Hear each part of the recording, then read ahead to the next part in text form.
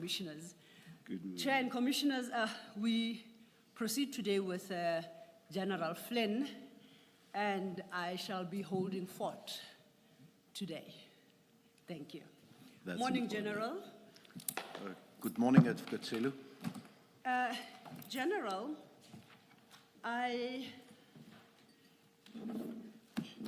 yesterday during your testimony, some issues arose, I think, from the commissioners, and I thought it appropriate to perhaps provide fuller clarity on the questions on the answers you had provided to the questions posed. 10:29, we are ready to start the day's proceedings. Please make sure that your cell phones are off. Thank you.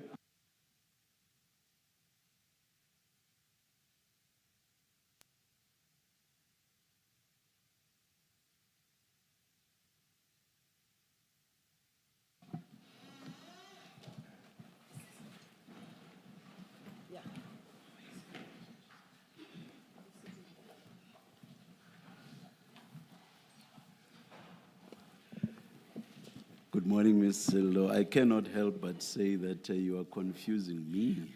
Because yesterday I was surprised to see you here. Now you are back where you usually are. Good morning. Good morning, General. Good morning, Chairperson. Good morning, Commissioners. Thank you. Good morning, Chair, and I apologize for the confusion I saw. But as the commissioners, I'm sure by now are no doubt aware, this is my preferred position.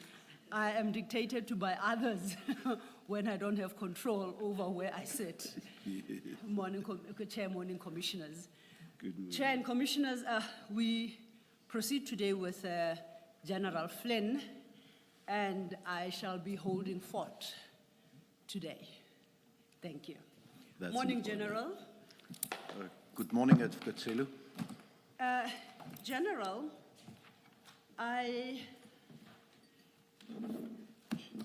yesterday during your testimony, some issues arose, I think, from the commissioners, and I thought it appropriate to perhaps provide fuller clarity on the questions on the answers you had provided to the questions posed. So I suggest that before we deal with the remainder of your statement, we take a step back and we try and address the questions in full that arose. And thereafter, we will get back to your statement. Would that be appropriate? Indeed, Commissioners. Before we do so then, Commissioners, you recall that yesterday General Flynn had indicated that he would be preparing a supplementary statement. That statement has been prepared and your files have been duly updated. It is the last item in your current files.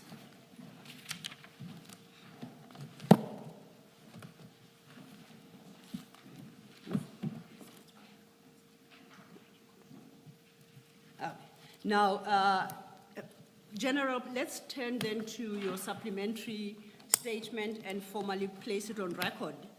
We will deal with the contents thereof in the fullness of time. Please turn to the last item in your file. There is a statement there marked supplementary statement of Hendrik Franz Flynn. It's a 7-page document.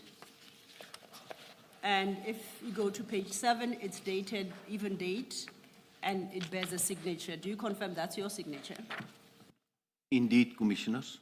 And you confirm the correctness of this supplementary statement and you stand by its contents? That's correct, Commissioners.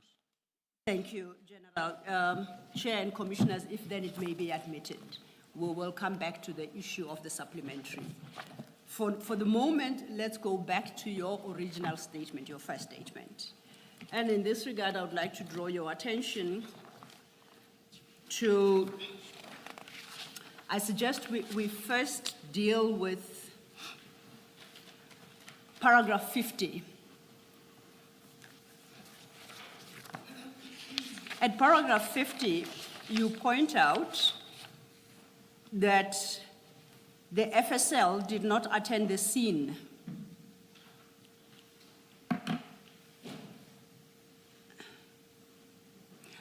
On 22nd June 2022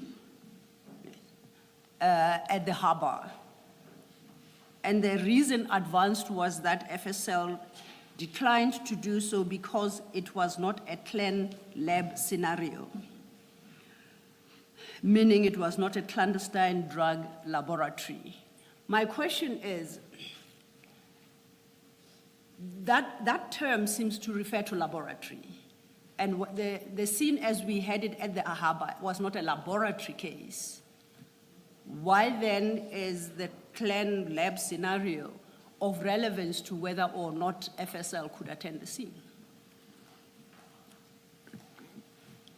Commissioners, it became relevant because Colonel Jacob indicated that he requested their presence at the scene and they denied it. So there was no need to call them because even the protocol direct that LCRC or the local criminal record center attend to normal drug seizures and not the forensic science laboratory. So is it your testimony then that FSL in the circumstances was the wrong entity to make contact with? Indeed, Commissioners. And the entity that ought to have been made contact with is the LCRC? That's correct, Commissioners. To your knowledge, was LCRC contacted by the investigators in this case on the day in question at the harbor? I do not have knowledge of that, Commissioners. You don't, did you say knowledge or record? I do not have knowledge of that. Knowledge of that. Thank you. The second issue is at your paragraph 51. And here you are dealing with the question of the requirement that the exhibits be sealed at the crime scene and not after they have been transported to Port Shepstone. You see, it's your last sentence in paragraph 51. I'm going to, and commissioners, we now have 2 SAP 13s. And I think this would assist with a question posed by Commissioner Kumalo yesterday. I'll call the one the Isipingo SAP 13, and then we have the Port Shepstone SAP 13. Currently, hearing my voice back to me is rather weird. Currently, they are running prints and they will be uploading. In order for General Flynn to provide the requisite clarity on the issue, it is necessary that they be at hand. So if you allow me, I will park this until those documents are at hand, then he can talk us through them. And then Commissioner Kumalo will have his response, I trust. Thank you. In the meantime, then, I would invite us, General, to deal with the requirements in terms of the instruction notes and the legislation insofar as it is relevant on this matter. And then we will look at the SAP 13s themselves to determine whether or not they complied. I would suggest for that purpose, then we go to your annexure HH2. Is it HFF2? HFF2. And I'm going to request your assistance to help us understand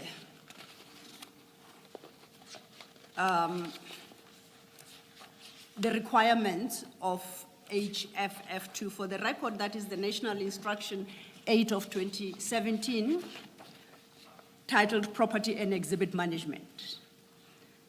I would like us to perhaps start at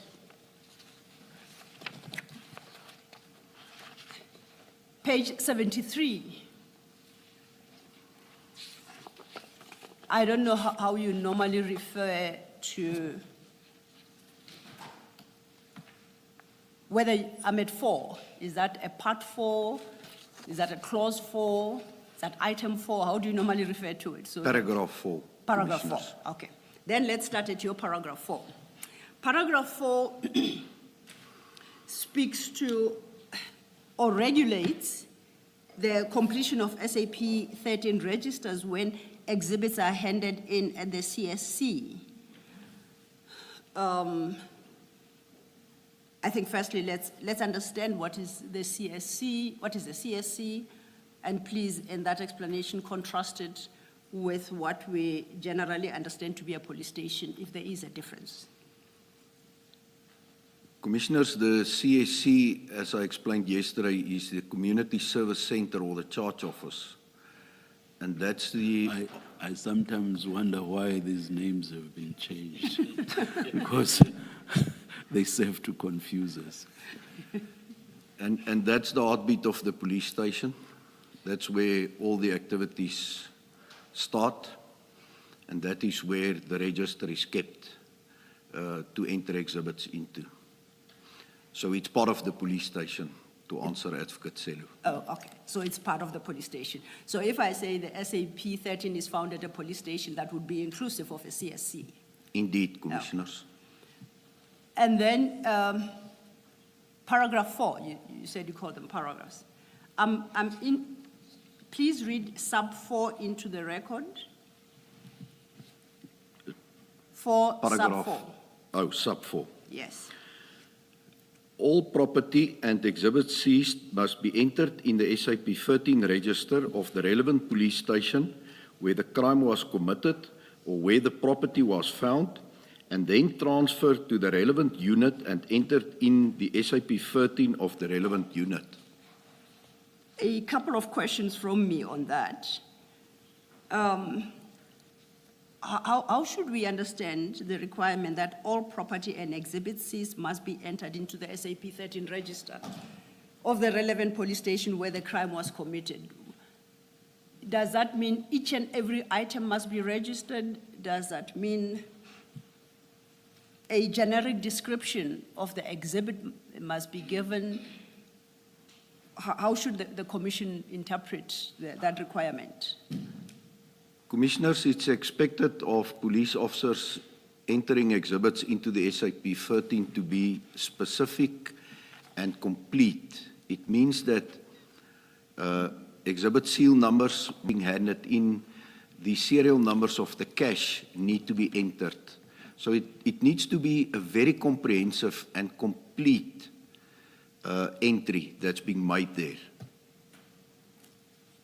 And if we then take it to the second, what I'll call the second SAP 13 register, which is the receiving police station, must the same exercise be undertaken? That is correct, Commissioners. That's when exhibits are transferred to another station. Okay. Now then, I would like us to go to paragraph 7, as you are helping us understand. Maybe before you do that, Ms. Silo, yes, just to clear this. General, where it says to the relevant unit, in this case, the relevant unit would have been the DPCI, in the case that we are dealing with. That is correct, Commissioner. Thank you. Thank you, Ms. Silo. Thank you, Commissioner Baloyi. To your response to Commissioner Baloyi's question, I would like you to flag it, because as we work through this document, we will have to revisit that answer for clarity, okay? But in the meantime, I would like us to then go to paragraph 7 at page 74.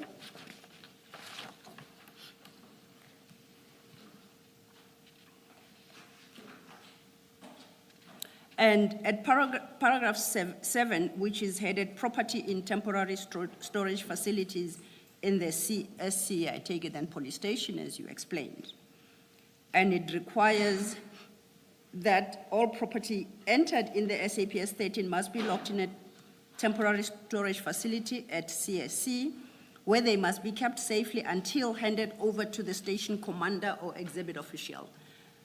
In the case of the Port Shepstone seizure and the SAP entry at Isipingo, who would have at the time been the exhibit official? Warrant Officer Peramol, Commissioners. So Warrant Officer Perumal is our exhibit official. That's correct, Commissioners. Then I invite us to paragraph 8. You had touched on this briefly. Paragraph 8 regulates the transfer of exhibits from one police station to another.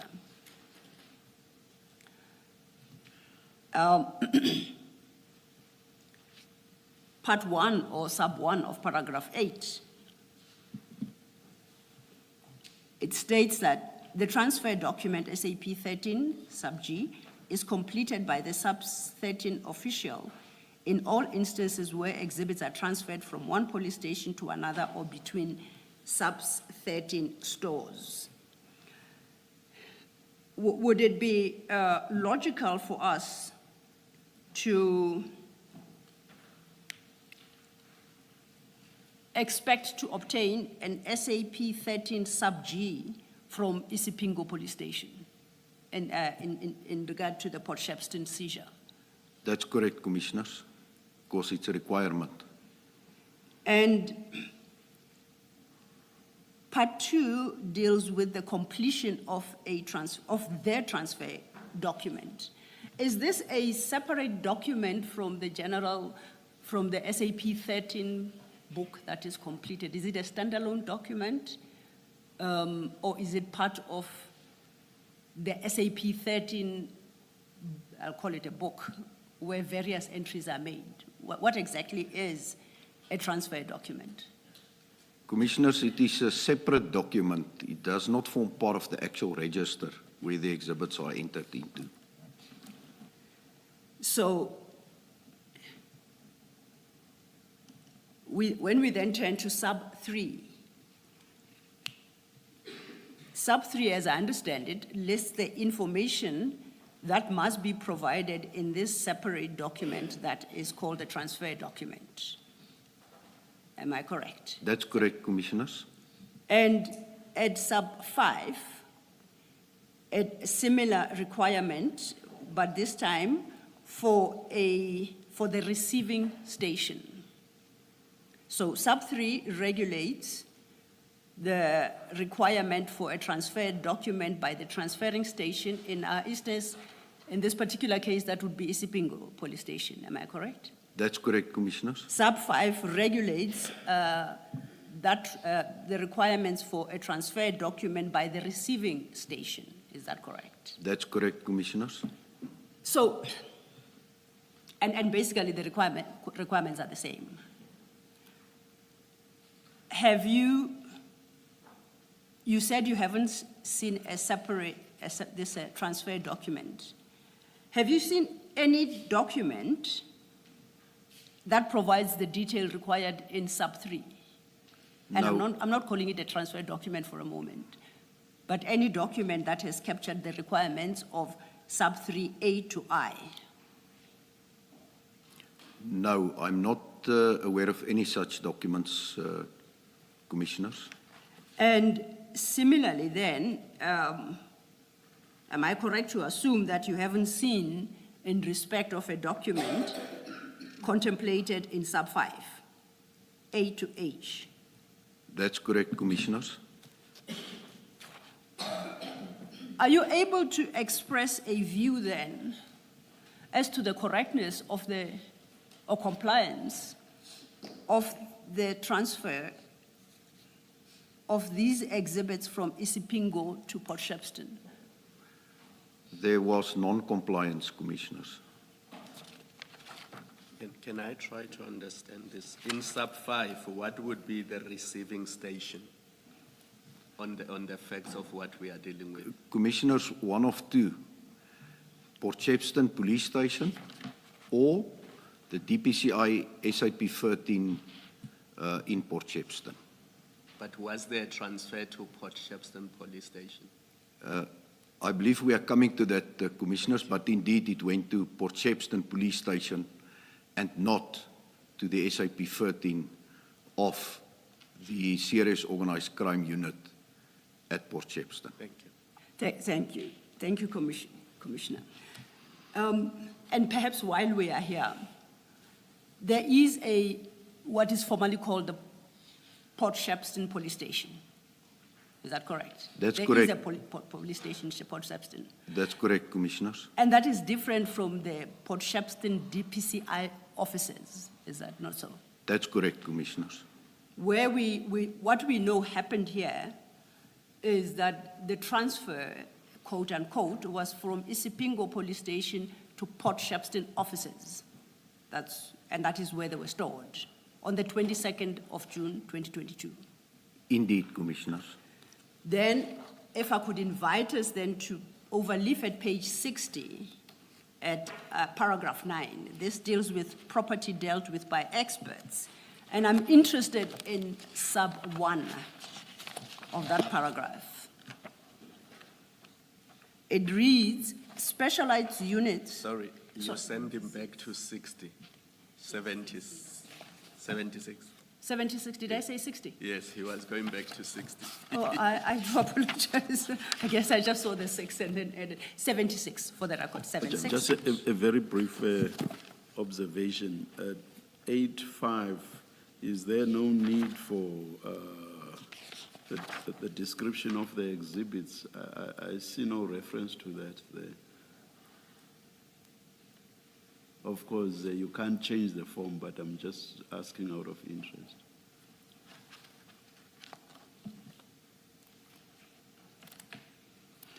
There is reference to that under 383, H, description of exhibits. I would have thought that the person receiving there should be an entry that says description of exhibits again to correspond with what the transferor says. That's correct, Commissioner. Yes. You might want to raise that with the relevant sections of subs. Yeah. Thank you for that observation, Chairperson. Thank you, thank you. Thank you, Chair. I had then directed us to page 7, subparagraphs, sub 1. And it reads, specialized units resorting under the Directorate of Priority Crime Investigations, DPCI, and the Division Forensic Services may, with the consent of the Divisional Commissioner or Head, DPCI, keep separate SAP 13 registers to record exhibits. Do you see where I'm reading? That's correct, Commissioners.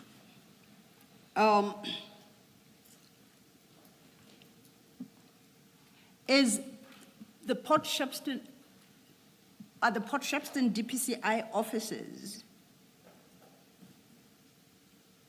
an entity contemplated in sub 1? Or is that something completely different? Commissioners, that will only be an approved SAP 13 if it was approved by the national head of the DPCI. I do not have knowledge on sorry, whether. Before you go further, I'm trying to understand, before we get to the question of the SAP 13, this subparagraph speaks of specialized units resorting under the Directorate of Priority Crime Investigations, DPCI, and the Division Forensic Services. Now, my question is, Port Shepstone office, DPCI offices, are they the specialized service units that are referred to in this subparagraph? Indeed, Commissioners. And then taking it further, that subparagraph tells us that then the DPCI offices in Port Shepstone may keep a separate SAP register, 13 register, to record exhibits with the consent of the divisional head, the divisional commissioner or divisional head, DPCI. The divisional head would, in trying to understand the ranking, would that be the position, who's the divisional commissioner? Perhaps let me ask that. Well, from my reading of this paragraph, Commissioners, the divisional commissioner referred to here is the divisional commissioner for forensic services. Yes. And then on the part of the DPCI, it is the national head of the DPCI that can approve such a SAP 13 facility or register to be kept. So in the absence of an approval such as contemplated in sub 1, Port Shepstone DPCI offices cannot retain a sub 13 register. That's that correct. correct? That's correct, Commissioners. To your knowledge, have the offices, and that's the Port Shepstone offices, ever been approved to retain such a register? I do not have knowledge of that, Commissioners. Now, you recall that Commissioner Kumalo asked you, I'll take a step back to page 75, about the receiving station. And your response, or I think it was Commissioner Balo, your response was that would have been Port Shepstone Police Station. Now we know that the seized cargo was taken to Port Shepstone office, DPCI offices. You inform the commissioners that you are not aware of the offices having been cleared or approved to retain an SAP 13 register.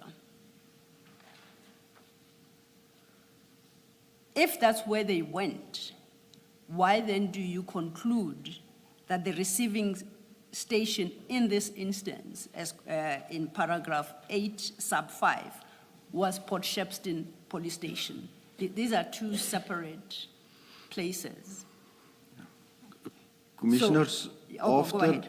after the exhibits was booked in and booked out at Isipingu on the 22nd of June 2021, the officers took the exhibits to the Serious Organized Crime Unit Port Shepstone, stored it there in the walk-in safe. And then only on a later date, on the 24th of June, the exhibits were entered into the SAP 13 at Port Shepstone SAPS, whilst it was still, until the burglary and theft, in the walk-in safe in Port Shepstone Organised Crime Unit.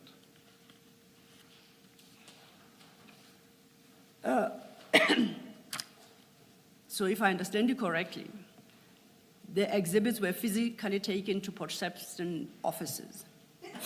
2 days later, they were entered into the Port Shepstone Police Station SAP 13.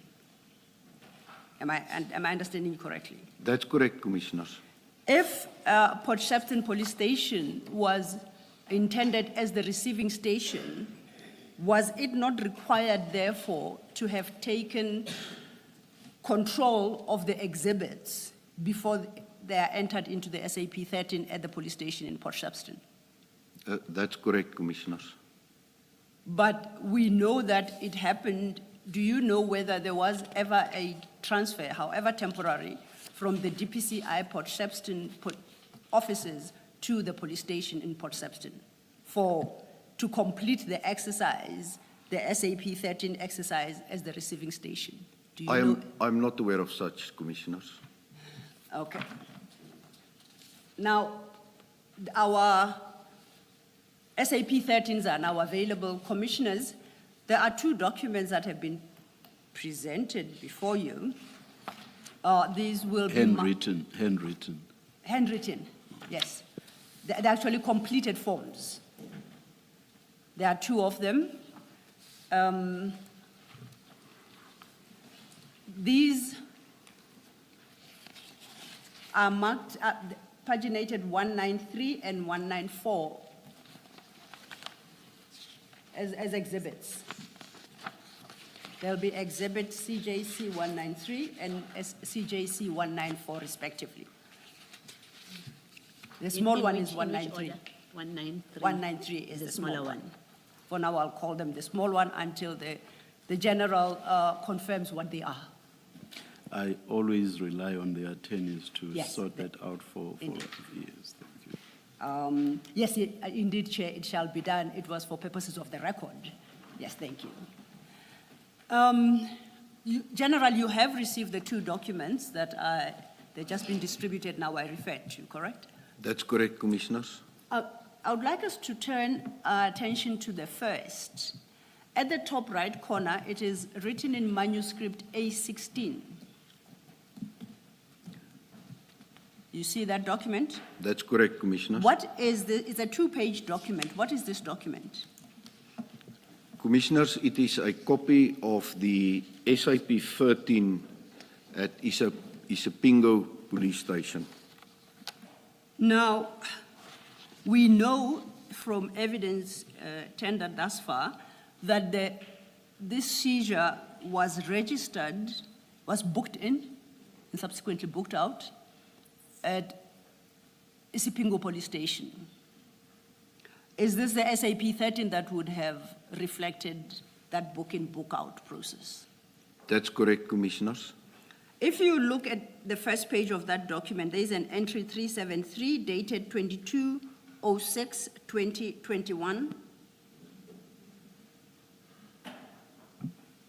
And in the second column, it indicates a DPCI inquiry number, and then it provides a description. Do you know what that entry is? Advocate Celo, do you refer to column 3, the entry? The or second column 2? entry on the page, the first seems to be headed 323, item, whatever, entry 372. The second is entry 373. 373. Oh, Yes, yes, 373. Rather dyslexic this morning, apologies. Do you see where I am, General? In column 2, Commissioners, that DPCI inquiry number, it refers to the inquiry file under which this investigation was conducted. And that was as at the date reflected in the first column, 22/06/2021. That's correct, Commissioners. I then want us to move to the third column. And if you could read, if you can make out what's written there, if you could read what's written in this SAP 13. Commissioners, it is written a 1 and then a bracket, so it's for item 1, and it's just reflecting 541, and then in brackets 541, multiply 1 kilogram brick containing powder suspected to be cocaine. And again, as you made a correction yesterday, it should have been, there should have been each somewhere there, because now this suggests that all of this is 1 kg. Yeah. That's correct, Commissioner. Yeah. Thank you, Chair.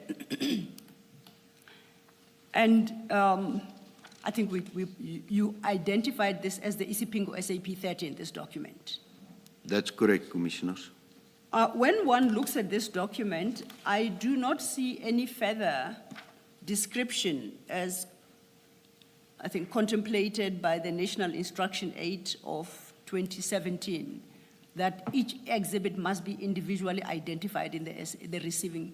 No, in the first station where the crime is committed when they enter into the SAP 13. That's the totality of the description of the exhibits. It's inconsistent with the response you gave that each single piece of exhibit has to be individually listed in the SAP 13. And described. And described.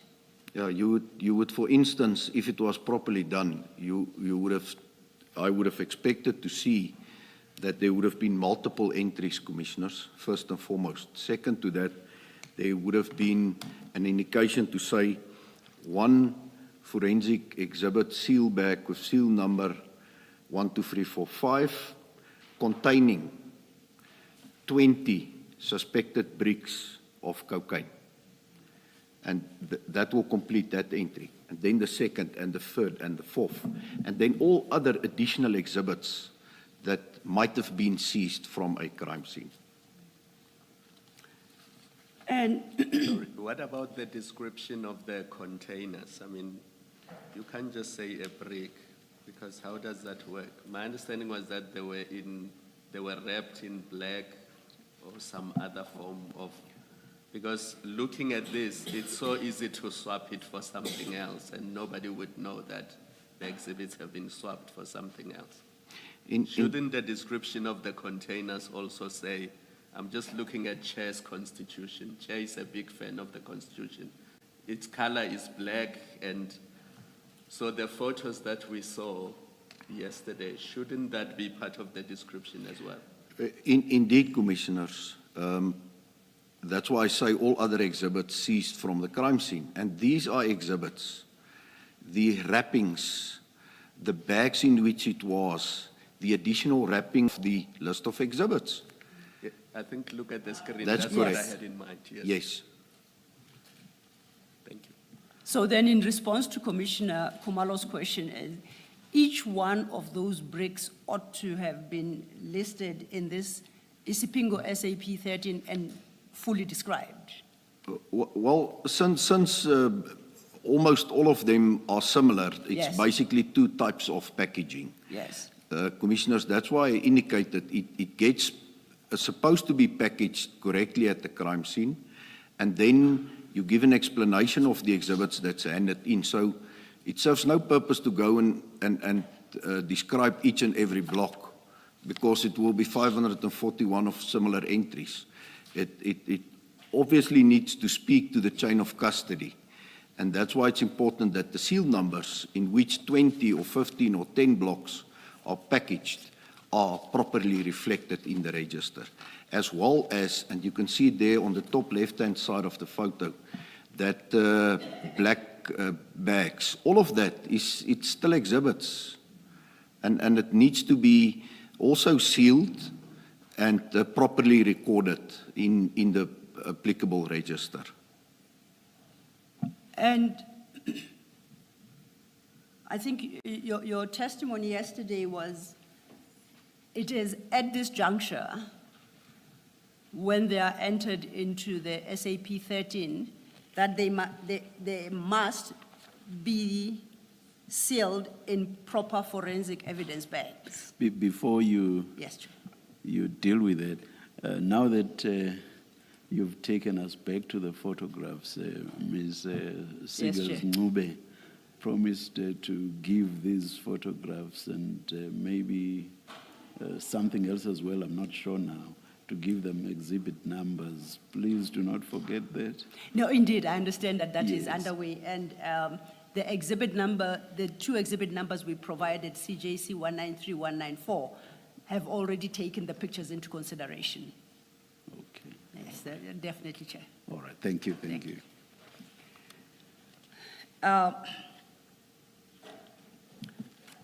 Okay, I'd say, my General, yesterday I understood you to have testified that at the crime scene, the exhibits must be, and at the bookings police station, they must be entered into the SAP 13 register and placed at the same time in proper evidence bags, sealed and duly marked. Did I understand you correctly? That is at the crime scene, if conditions permit, obviously, as per the directive, Commissioners. At the crime scene. At the crime scene. So we know that it didn't happen at the crime scene. Instead, they were taken to the Isipingo police station. And that picture we looked at were the exhibits as they were at the Isipingo police station. That is the time they were entered into the SAP 13. Am I correct? That's correct, Commissioners. Now, I want to understand whether after the entry into the SAP 13, is it at this juncture they must be placed in evidence bags and sealed? No, this was already at the police station. So if they omitted to do it at the crime scene, at the container, at least there was a second bite at the cherry where they could have conducted still proper crime scene management. And even here, it was not done, Commissioners. So, Sorry. yes. General, are you saying even here at Sipingo, they should, having failed to do it at the crime scene, at this point now at the police station, they should have put them in bags? Indeed, Commissioner, although on face value what I observed there is that the exhibits were already contaminated, unless the colleagues had gloves on. But it could still have been photographed properly by LCRC, as well as properly sealed in exhibit seal bags. And the exhibits could have been properly reflected in the SAP 13 register.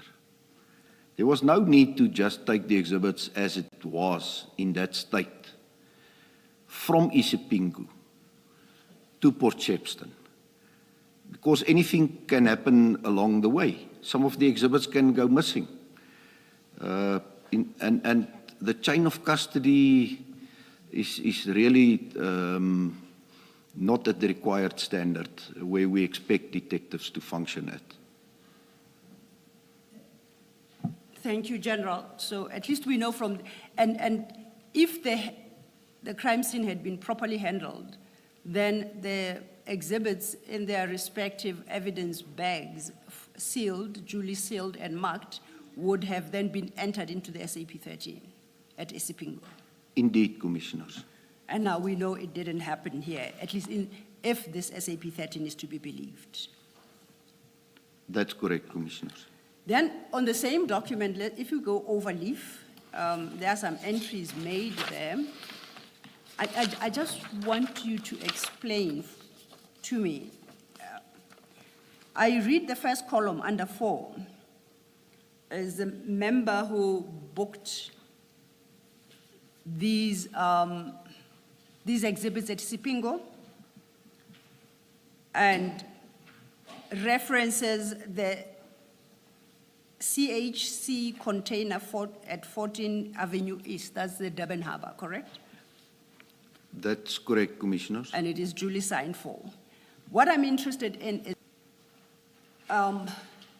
that requires a registration in the first police station, SAP 13, and immediately booked out to another police station where an SAP 13 would be completed. I'm correct?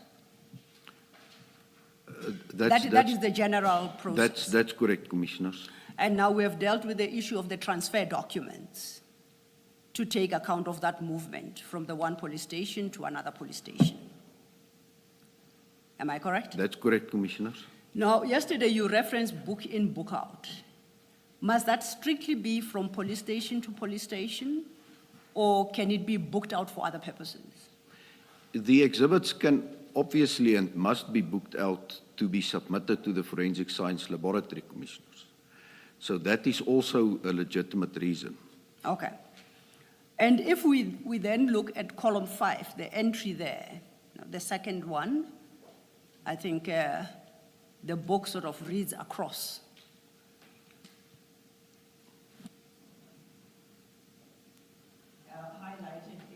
Highlighted in green and yellow. That is the continuation of the entry regarding these exhibits, you confirm?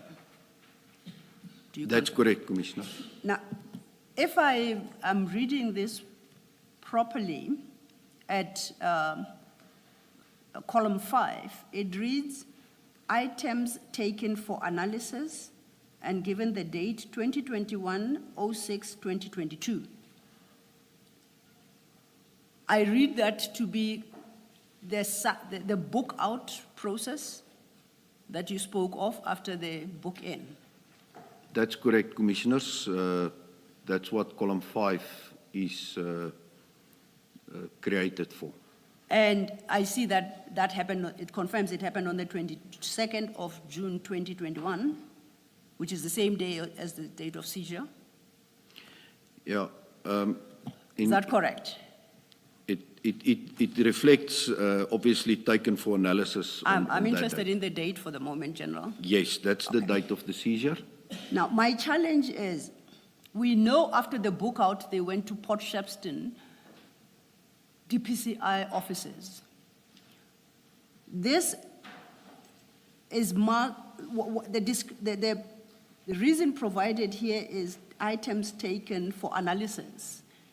Was analysis to be done at the Port Shepstone DPCI offices, or am I misreading what's here? Commissioners, perhaps as part of the search and seizure operation, referred to in column 5 was supposed to be in column 6, not in column 5. Column 5 is for the station commander or the SAP 13 clerk to acknowledge receipt of the exhibits.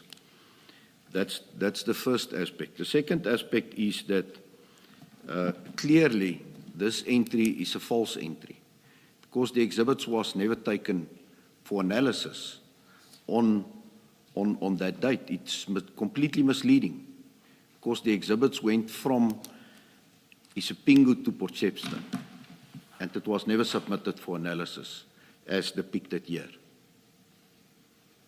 Not on that date and not ever. That's correct, Commissioner. Thank you, General. Let's then turn to the second document that was distributed today. That would be CJC 194 for the record.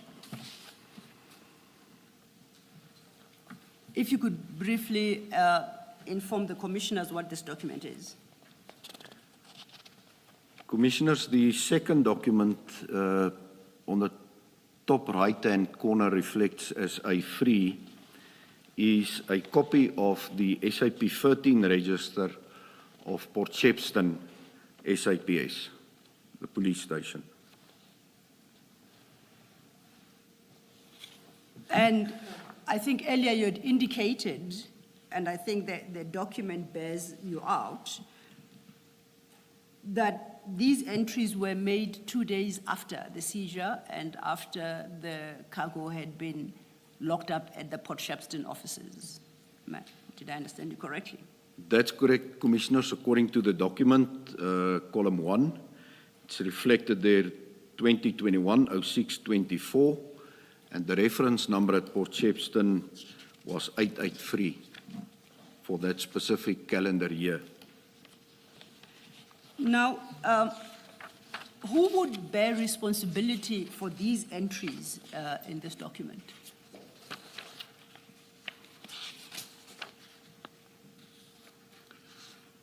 Commissioners, the exhibits was entered by Warrant Officer Mpangase. But if I understood it, Warrant Officer Mpangase is one of the investigating officers.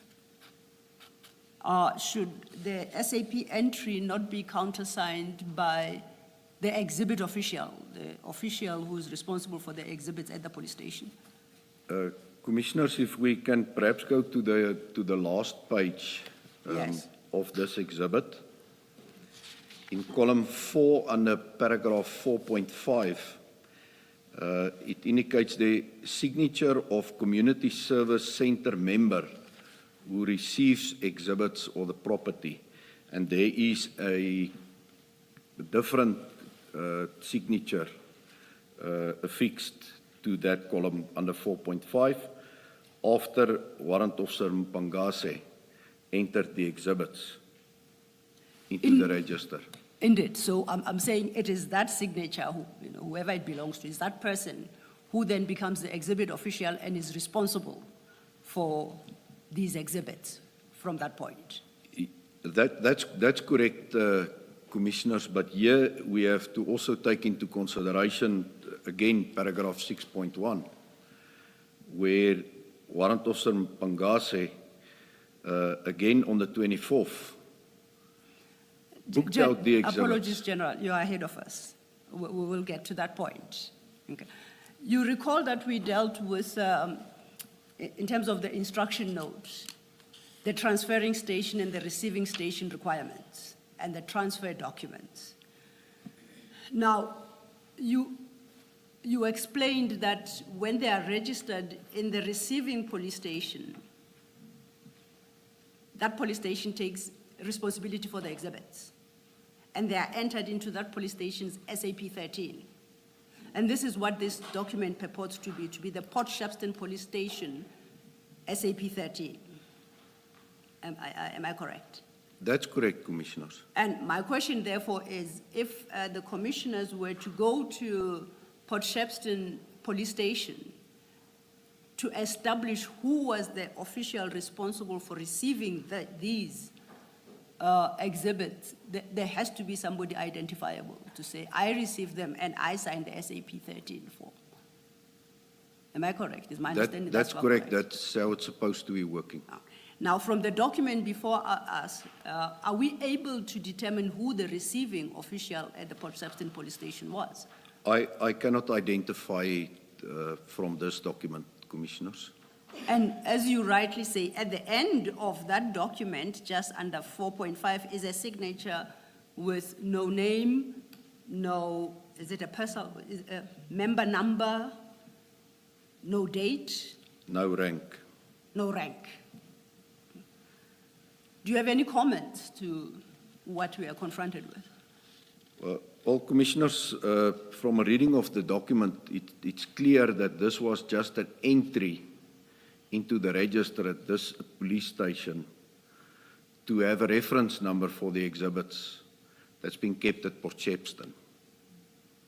According to my knowledge, the actual exhibits was not taken out of the walk-in safe at the unit, taken to Port Shepstone, booked in there, booked out, and taken back again.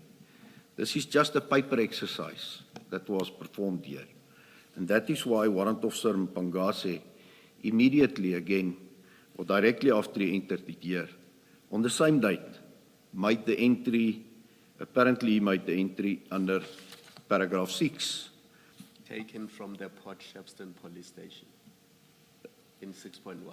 Yes, it reflects items 3.1 to 3.31 taken for investigation. Obviously then from the police station, because the entry is made at Port Shepstone Police Station. So it's incorrect, it's a false entry.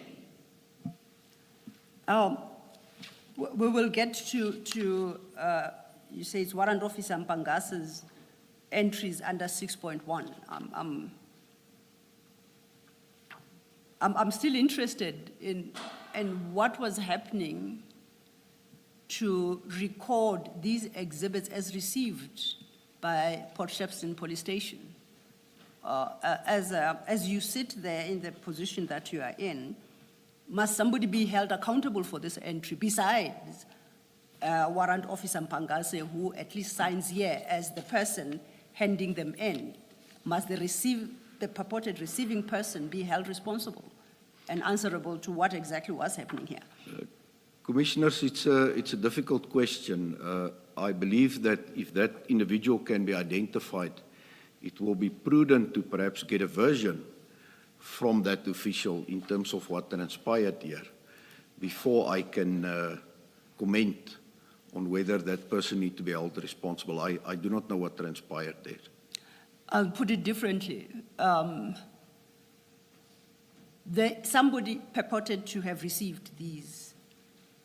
You testified earlier that you know that they never left the DPCI offices in Port Shepstone.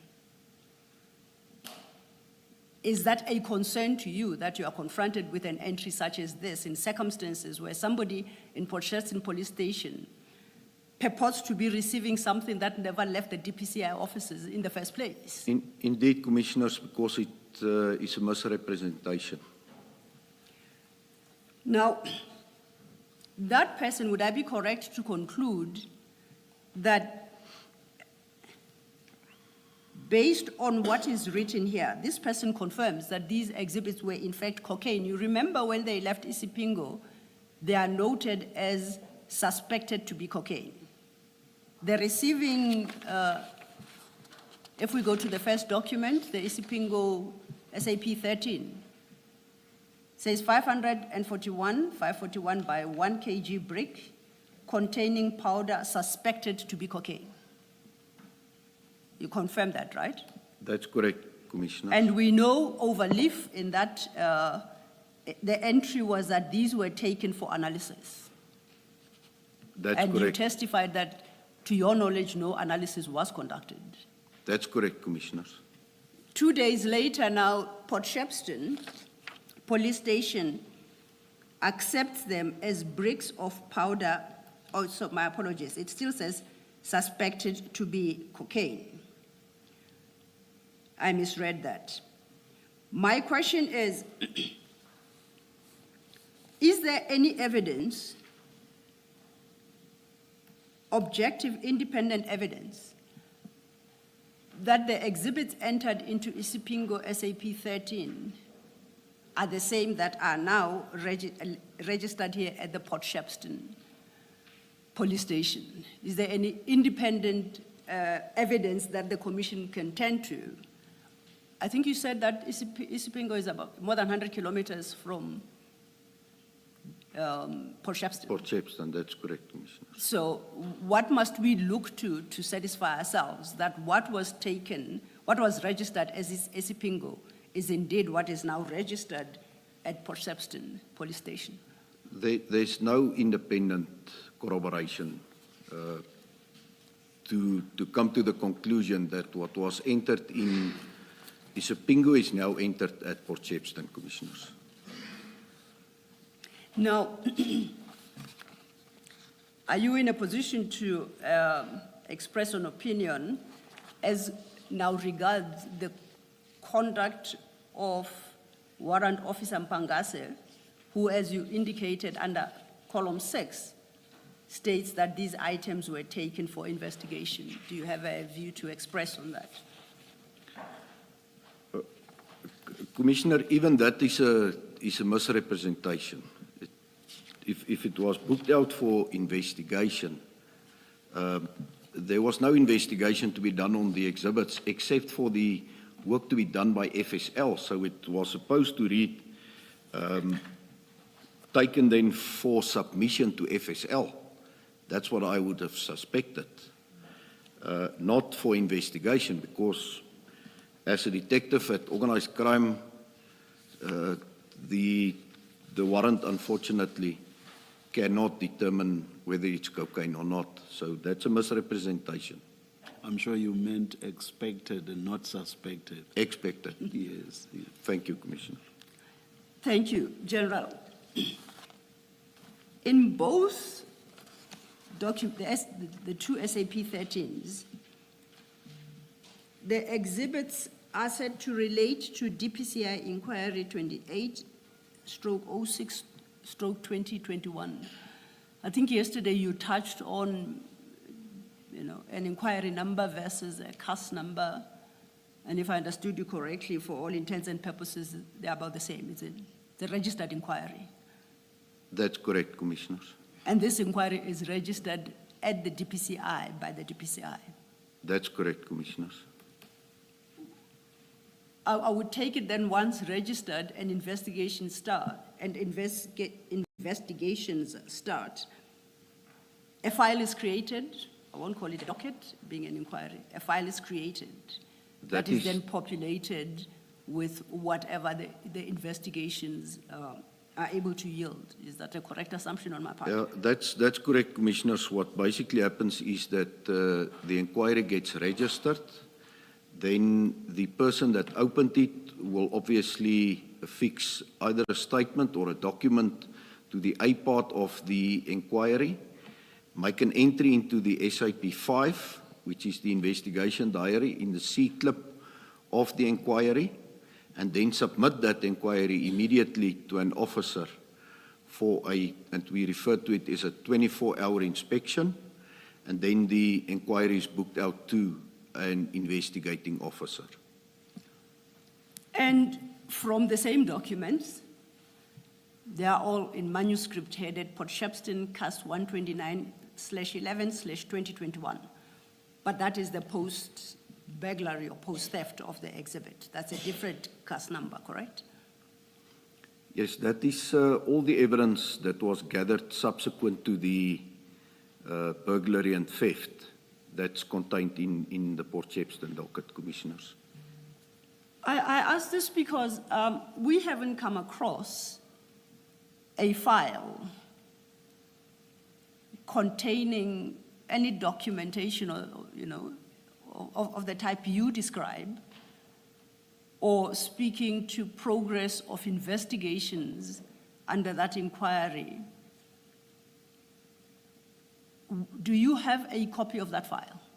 And this is prior to the theft of the drugs at Port Shepstone DPCI offices. The investigating officer is having the original inquiry that was registered, Commissioners. To your knowledge, are there any documents in that inquiry file predating the day of the theft? Commissioners, To your recollection, if you can quote. I do not have detail of what was contained in the inquiry file. Okay. And you say the investigating officer would be able to shed light on that? Indeed, Commissioners. I'm happy to leave it at that.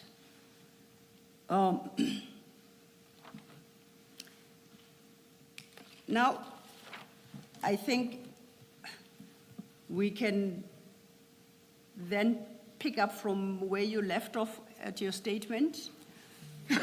Maybe before. Yes, Commissioner. General, this CJC 194, just to understand it, at the very last page, the entry there, it's the very last column on the extreme right. I think at the top it says page 56, if you are where I am. That's correct, Commissioner. I observe it. So you've got that 6.1 entry there by one, taken for investigation. Am I correct to understand it to mean that he conveys that he took the whole consignment out for investigation? Is that a correct understanding? You are correct, Commissioner. If you, for instance, look at the previous pages, the list of exhibits booked in by Warrant Officer Mpangase was from 3.1 until 320. Just see the pages up to 331. Yes. Okay, so So he's means representing that he took everything. Everything, for that's investigation. correct, Commissioner. All right. And then still in that column, but the typewriting above where you've got those paragraph numbers, 6.4 above where you've got the typing, it says signature of deliverer. Now, if you look at the handwritten 6.4, it's a scribble, and I think Ms. Silo was saying we can't tell who that is. Who is a receiver where it says signature of deliverer? What is contemplated there? The deliverer obviously will be, and on face value, it seems to be the same person that signed on a 4.5, will be then the Community Service Center commander, in all probability, if it was not the SAP 13 clerk that affixed his or her signature to both columns. So they are a deliverer because what? They are the ones that hand over And handing out the exhibits again, to Commissioner. Mpangase if things were done properly. Ordinarily, he would be handing over. That's correct, Commissioners. Okay, all right. And then lastly, in CJC 193, the smaller exhibit, the second page, and you touched on this, where Warrant Officer Mpangase gives the reason why the items are being taken out of Isipingo, and he says items taken for analysis. Is it a correct understanding for me to understand this to mean these, as far as this is concerned, this document, these exhibits remained under the control of Isipingo? They were just taken out for analysis. No. They were not being transferred to another police station. No, it does not remain under the custodianship or command of the Isipingo Station Commander. Mpangase assumed full responsibility for the exhibits when he booked it out Okay, maybe let me ask it differently. So let's say, forget that we have 194, CJC, forget about it. Imagine it's not there. And all I have is this 193. And I look there where it says item taken for analysis. It gives me Mpangase and his first number. Should I expect that if I go to Isipingo, if this is all I'm dealing with, if I go to Isipingo, I should find these exhibits there? Because he says they've been taken out for analysis, or does it mean taken out for analysis ordinarily would even include transferring them to a different station?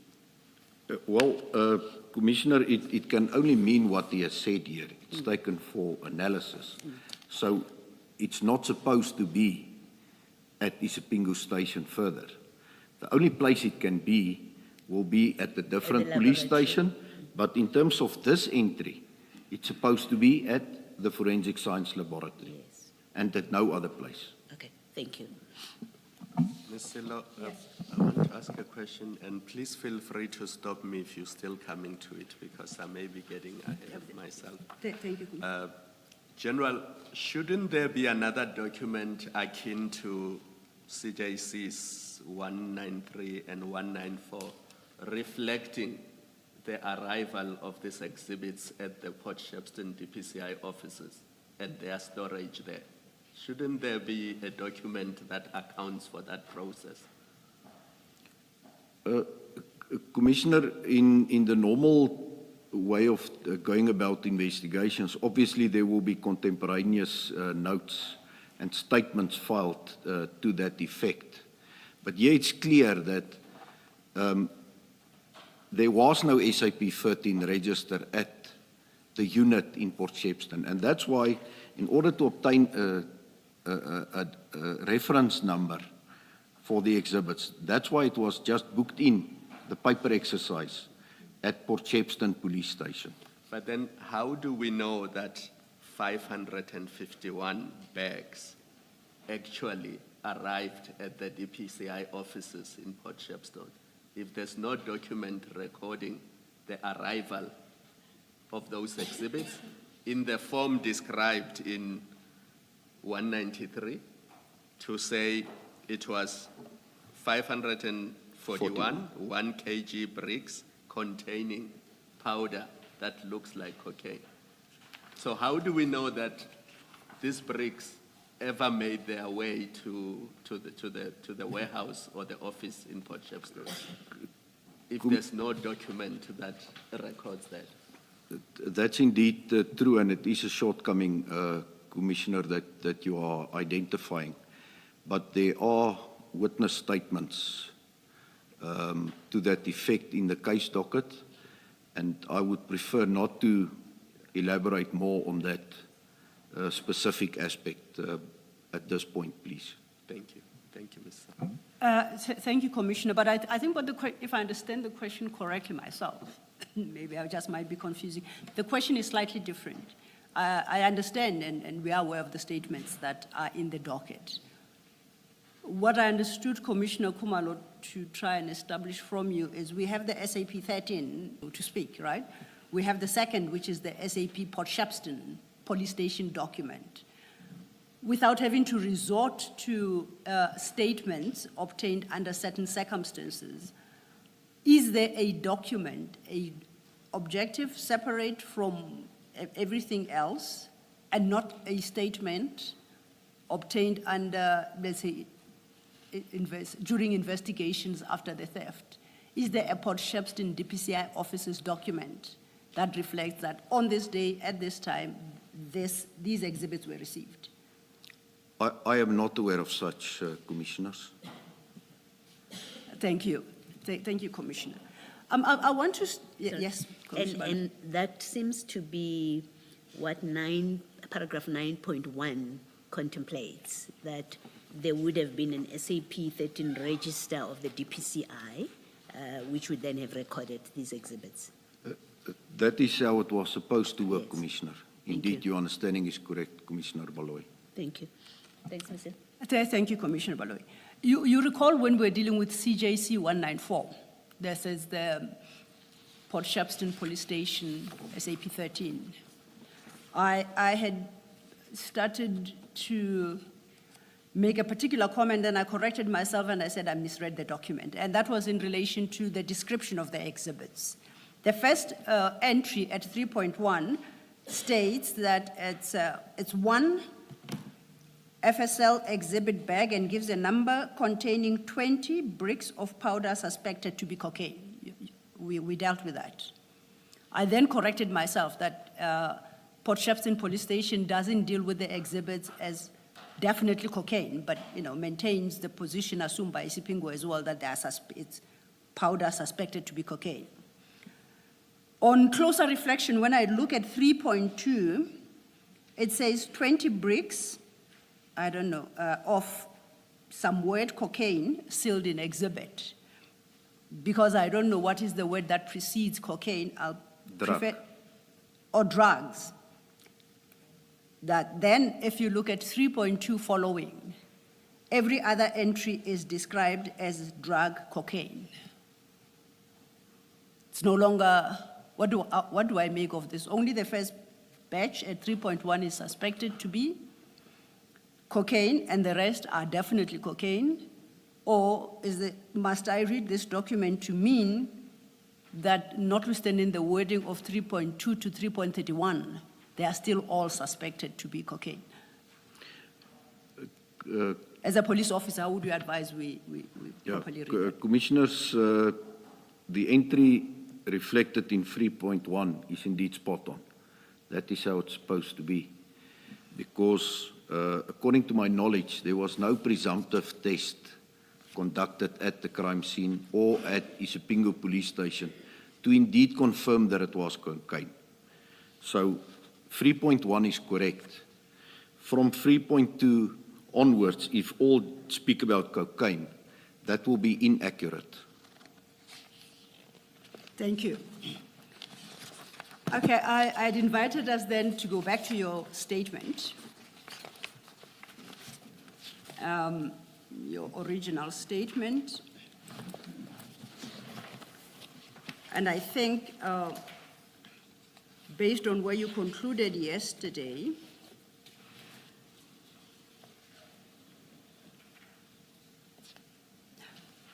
we should pick it up from page 23, paragraph 65. Not 64. I was wondering whether it's 64, 65. I'd marked 65, but actually I'm have- happy to go back to I 64. actually have a mark against 64. That will do so, Chair. In fact, I'll go a step back, perhaps to contextualize. At 63, you say, I referred earlier to the November 2021 information note by General Musikidi. Do you see where I'm reading? That's correct, Commissioners. And then, as the Chair suggests, we then must pick it up from your paragraph 64. Correct? That's correct, Can you Commissioners. deal then with the contents of paragraph 64? Yes, Commissioners. There is an allegation that FSL was again contacted on 27 October 2021 to expedite the analysis report. However, Warrant Officer Sechedi reiterated that FSL did not have space to store the exhibits. This is after FSL had received 700 kilograms of cocaine seized in Ayrton in July 2021. Curiously, no attempts were made to increase security at the premises or to move the cocaine to a more secure location after the attempted break-in. If you could continue then on to 65, then we will turn our attention to the information note you reference. I say this especially because even before the exhibits were stored at Port Shepstone, the premises had not been secure. In the information note, General Musikidi refers to 6 break-ins at the premises before June 2021, with the most recent before the theft being on 15 January 2021. Most importantly, on 22 January 2020, Lieutenant Colonel S.R. Singh, Acting Section Commander Counterintelligence Crime Intelligence KZN, submitted a report to the Provincial Head of Crime Intelligence KZN, Provincial Head of the DPCI KZN, Section Head Operations Crime Intelligence KZN, Section Commander Ugu Cluster Crime Intelligence KZN, and the National Head Security Standard Counterintelligence to address the security breach at the Port Shepstone premises following the 20 January 2020 break-in. The report is attached to General Musikidi's information note. Okay, there are two issues, particularly in this paragraph, that I think we should deal with sequentially. The first is you say the report references 6 previous break-ins at the premises before June 2021. General Musikidi's report and information note is your annexure HFF4, starting at page 113. That is the document you reference, correct? It is correct, Commissioners. Okay, now if you turn to page 118, the heading there is the security aspect.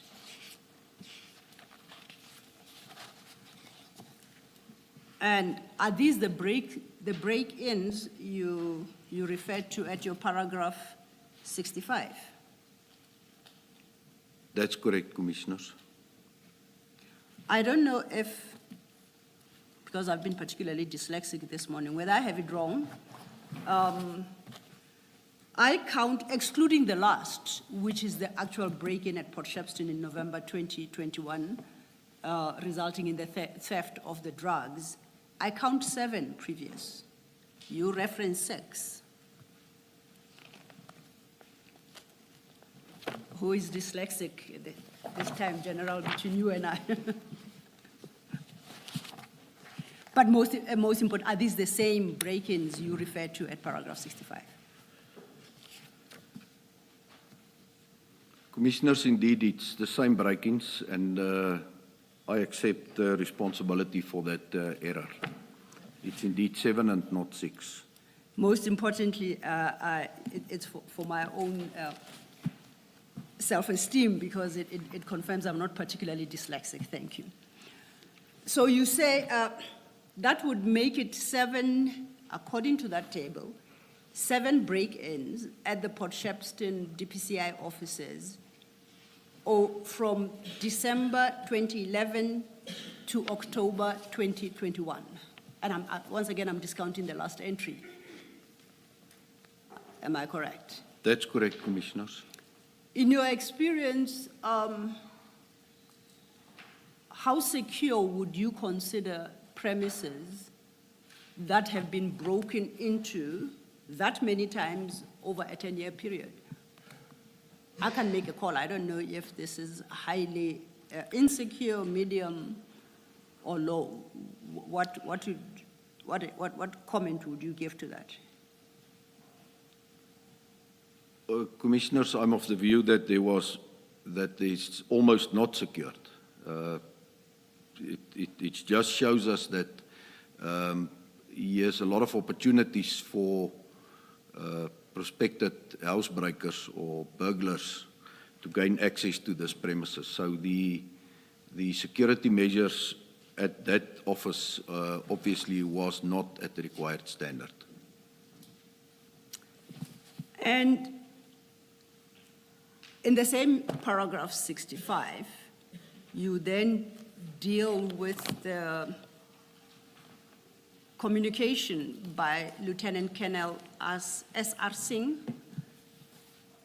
This is referred to at paragraph 4.2 of General Musikidi's report that we're considering, but I think best we go to the actual letter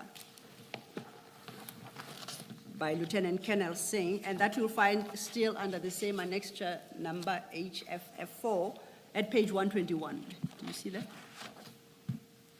That's correct, Commissioners. Now, this is directed to 5 heads of various units. I'm particularly interested in the second addressee, the provincial head, Directorate for Priority Crimes Investigations, KwaZulu-Natal. Do you see where I'm reading? That's correct, Commissioners. If you go over leaflet 122, at the bottom, you will see that this document is signed by Lieutenant Colonel Singh and it's dated 2020, January 2022. Do you see? That's correct, Commissioners. Do you know who was the provincial head, Directorate for Priority Crimes Investigations, KwaZulu-Natal, as at that date?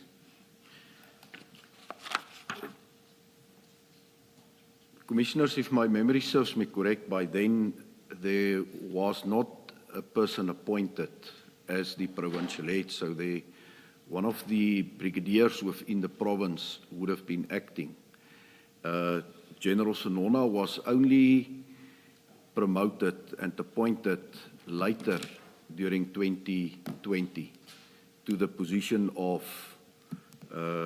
provincial head for the DPCI and KZN. So subsequent to this letter, he got promoted. So, and it's a position that General Sonona continues to hold. That's correct, Commissioners.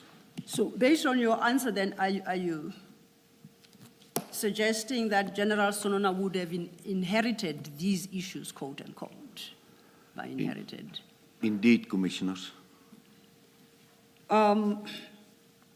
Let's then look into the content of this letter. And in particular, I would like us to have regard to paragraphs 1, 3 and 4 for the moment. Can you read those into the record, please? That's on page 121. 121, Evidence and we are reading Lieutenant Colonel Singh's letter. Paragraph 1, on 2020-0120, a breach in security at the above-mentioned offices was reported via email to this office as per attached correspondence from Captain L. van Niekerk of the Provincial DPCI SEM, and that stands for Supply Chain Management Head. The officers were visited by Captain L. van Niekerk on 2020-0120 in order to conduct a site inspection of the breach. On page 122, Yes, please. a case was opened at Port Shepstone SAPS via case 268 of 1/2020. And then paragraph 4, a general inspection conducted by this office previously of the premises revealed the following in terms of MIS. Now, MIS stands for Minimum Information Security Standards. Security measures. No CCTV cameras are installed in and around the premises. There is no early warning alarm systems in place within the office space, more specifically in offices located on the ground floor. And then the third bullet is no beam sensors located exterior to the office accommodation. Thank you. Now, you recall when we started with this document, you indicated that General Sonona is the current provincial head of the DPCI in KZN, but to your knowledge and recollection, he was not holding that position as at the date of issue of this letter. That's correct, Commissioners. Do you happen to know who was the provincial commander of the DPCI in Port Shepstone at the time? The provincial commander for serious organized crime in the province based in Durban was and still is Brigadier Newswa. The unit commander or the acting unit commander by then, 2020, I'm not certain of who that individual would have been, Yes. who was the commander at Port Shepstone. Then if I perhaps can ask you to perhaps run ahead to page 124 of the same annexure. This now, for the record, is the report by General Sonona, annexed to General Musikidi's information note, and the document itself is dated 9th November 2021. I want to refer you to page 124, paragraph 1.4, of General Sinona's report. And I wonder if you can help clarify something for me. Are you at 1.4? Yes, I am. Just for context, this document is about the seizure and storage and subsequent theft of the very drugs we're having conversation about. At 1.4, the last sentence reads thus, okay, the penultimate sentence, a request was made to arrange a suitable storage location. Do you see where I'm reading? This is after they've been at Isipingo. Do you That's see where I'm correct. reading? It continues, the provincial commander indicated that the DPCI Port Shepstone SOCI unit premises be utilized to store said exhibits. The location has been used to store drug exhibits previously as it has 2 strong rooms. My first question is, do you know who was the provincial commander at this time? It was still Brigadier Newswalk, Commissioners. So would it then be correct to say the decision to store at the DPCI offices, Port Shepstone, was based on, is it Brigadier Newswalk? Brigadier Newswalk's advice? That's correct, Commissioners. Okay. Then I would like to invite your comment in the context of what Lieutenant Colonel Singh has said about the shortcomings in security measures of the premises. The absence of CCTV cameras, absence of warning system alarms, no beam sensors. I would like to invite your comment on the conclusion at paragraph 124, that this location has been used to store drug exhibits previously as it has 2 strong rooms. What does the fact that it has strong rooms, what impact does that have on the security arrangements that were in place at the time, as expressed by Lieutenant Colonel Singh in his letter? Well, Commissioners, the mere fact that it's a strong room is no guarantee that the crime cannot be committed, for instance, a burglary as it happened here. You need additional layers of security measures to obviously make it difficult or impossible for individuals to breach that premises first and foremost, and then to get access to the building, and then to execute successfully the breaching of the vault and the removing of the exhibits. So additional security measures is critical. If that's not in place, I'm of the view that it's extremely reckless and irresponsible to place exhibits in such a strong room or a vault. It would have been more safe at any other police station that is 24 hours manned, because at least you've got a human element then at the police station, and those police officers on duty in the charge office are armed. So at least that's an additional barrier that was completely absent here. Thank you, General. Then if we could go back then to General Musikidi's, Lieutenant Colonel Singh's letter at page 121.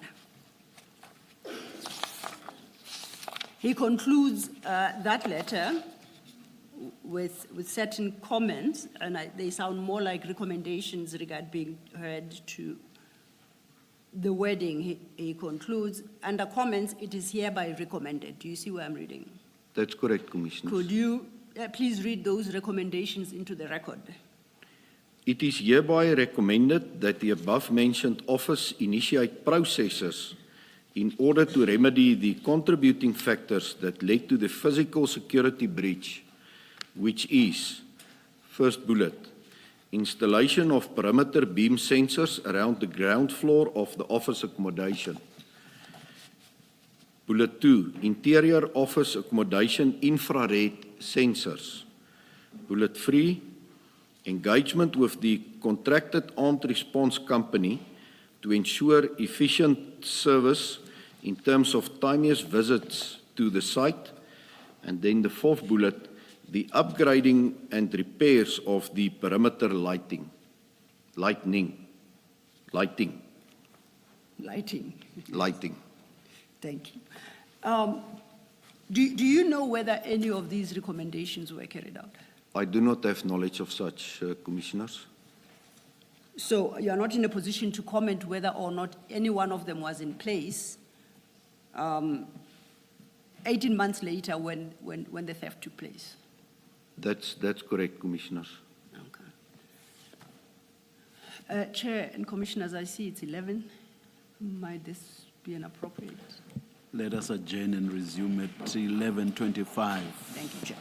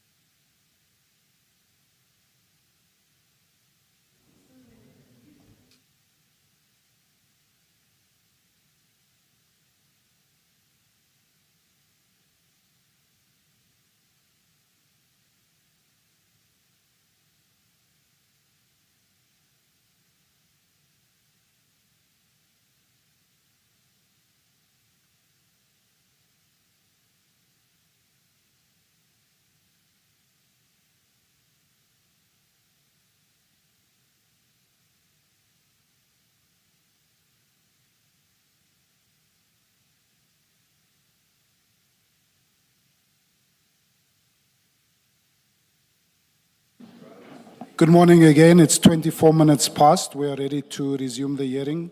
Please switch off your cell phones and any devices that might disrupt us. Thank you.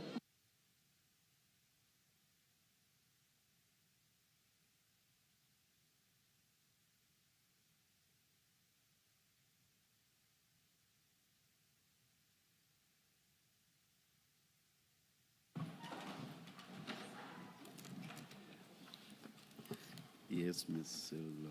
Yeah, thank you, Chair. Chair, before I continue with General Flynn, may I request that we attend to a housekeeping matter that I had intended to bring up yesterday, but in the pressure to prepare a full-blown in-camera application, I overlooked it. For the record, the witnesses appearing this week do so are members of the SAPS this past Monday, the 4th, at about 6 p.m., we received a request from his attorneys for a postponement of his appearance from the 8th of May to a later date. Now, I address you, Chair, to request that you grant that postponement to the 1st of June. So the subpoena stands to the 1st of June, 2026. Just for the record as well and clarity, the application to move one witness's testimony in camera is in respect of a different witness, and the outcome of that application, as you had indicated, is awaited tomorrow in the afternoon. You'll determine whether that witness is proceeding in camera or in public, and that is still underway. So I'm moving I have a slightly different request, specifically in respect of General Sinona, that his appearance in terms of the subpoena issued be postponed to the 1st of June as they had requested. The request came through on Monday the 4th. Thank you, Chair.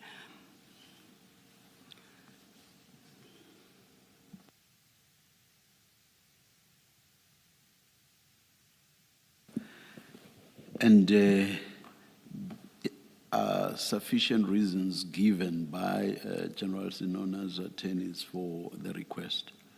On your assessment? On my assessment. Well, I wouldn't say all the reasons advanced are cogent, but one of the issues he raises is that since his suspension, he doesn't have sufficient access to his, computers and records held at the office, and he would require more time to attend to that. And I think perhaps that alone may be a sufficient ground to grant him the extension. He raises other issues in his request for a postponement, and he references his ongoing labor matter with the SAPS. And I think he says he's scheduled for an appearance on the 7th of May. So I would suggest that on the basis of those two reasons, there are other reasons advanced, of course, but I think those two reasons would be sufficient to argue for a postponement, Chair. Thank you. And if I may say, I would believe that if he is postponed to the 1st of June 2026, that would be shy of 4 weeks, and that is a fair postponement. The hearing of General Sinona's evidence is postponed to 1 June 2026 at 9:30 a.m. Most appreciated, and we shall communicate with him formally and so inform him, Chair. Yeah. And perhaps it's best to issue a subpoena, seeing that, or extend the same one. You'll look into the practicalities. Yes, yeah, and I'm suggesting that because the general is not here, yes, for us to direct him in his presence. We still have to respond to the formal request made on Monday. So yes. in the process of doing that, we will bring the chair's order to his attention, and we will determine whether it is necessary to reissue now a subpoena for the 1st of June or to extend the current subpoena to the 1st of June. We will look into those matters. Thank you, Ms. Silva. Thank you, Chair. Thank you.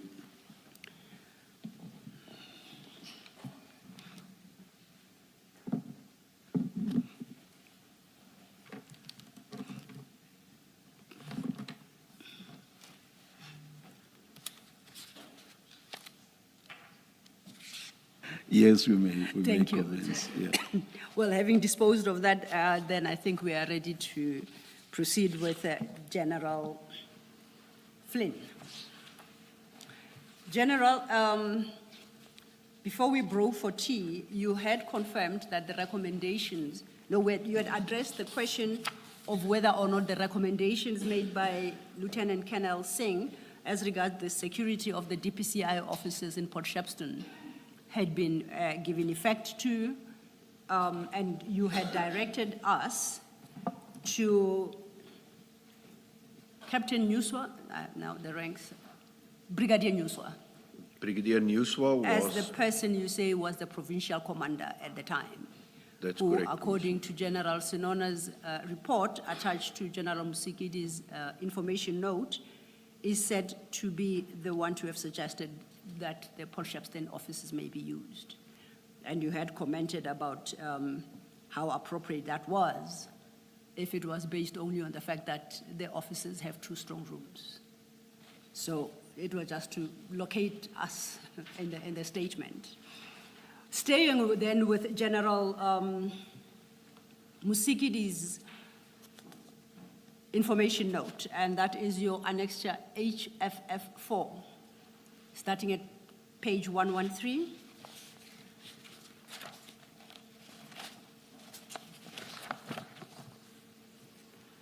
I picked up something that I would require clarity on and perhaps guidance. At paragraph 3, at page 117 of that information note, General Musikidi quotes the National Instruction 8 of 2017, and in particular paragraph 12, property dealt with by experts. Do you see that? That's correct, And then she Commissioners. quotes paragraphs 12, sub 2, sub A, and further down the page, towards the bottom of the page, she quotes paragraph 12, sub 2. Now, I would like you to go back to your annexure HFF2, as I have it on record, that is the National Instruction 8 of 2017. That's correct, Commissioners. And it would appear to be the same document that General Musigidi is referring to here. That's correct, Commissioners. I flip in that actual document to paragraph 12. And paragraph 12 will be found at page 97 of that document. 97. And under paragraph 12, the heading is different. It's vehicles. Do you see that? That's correct, Commissioners. General Musigidi quotes it as paragraph 12 as property dealt with by experts. However, if I flip back to paragraph 9, and that is at page 76, I locate in the exact terms as quoted by General Musigidi,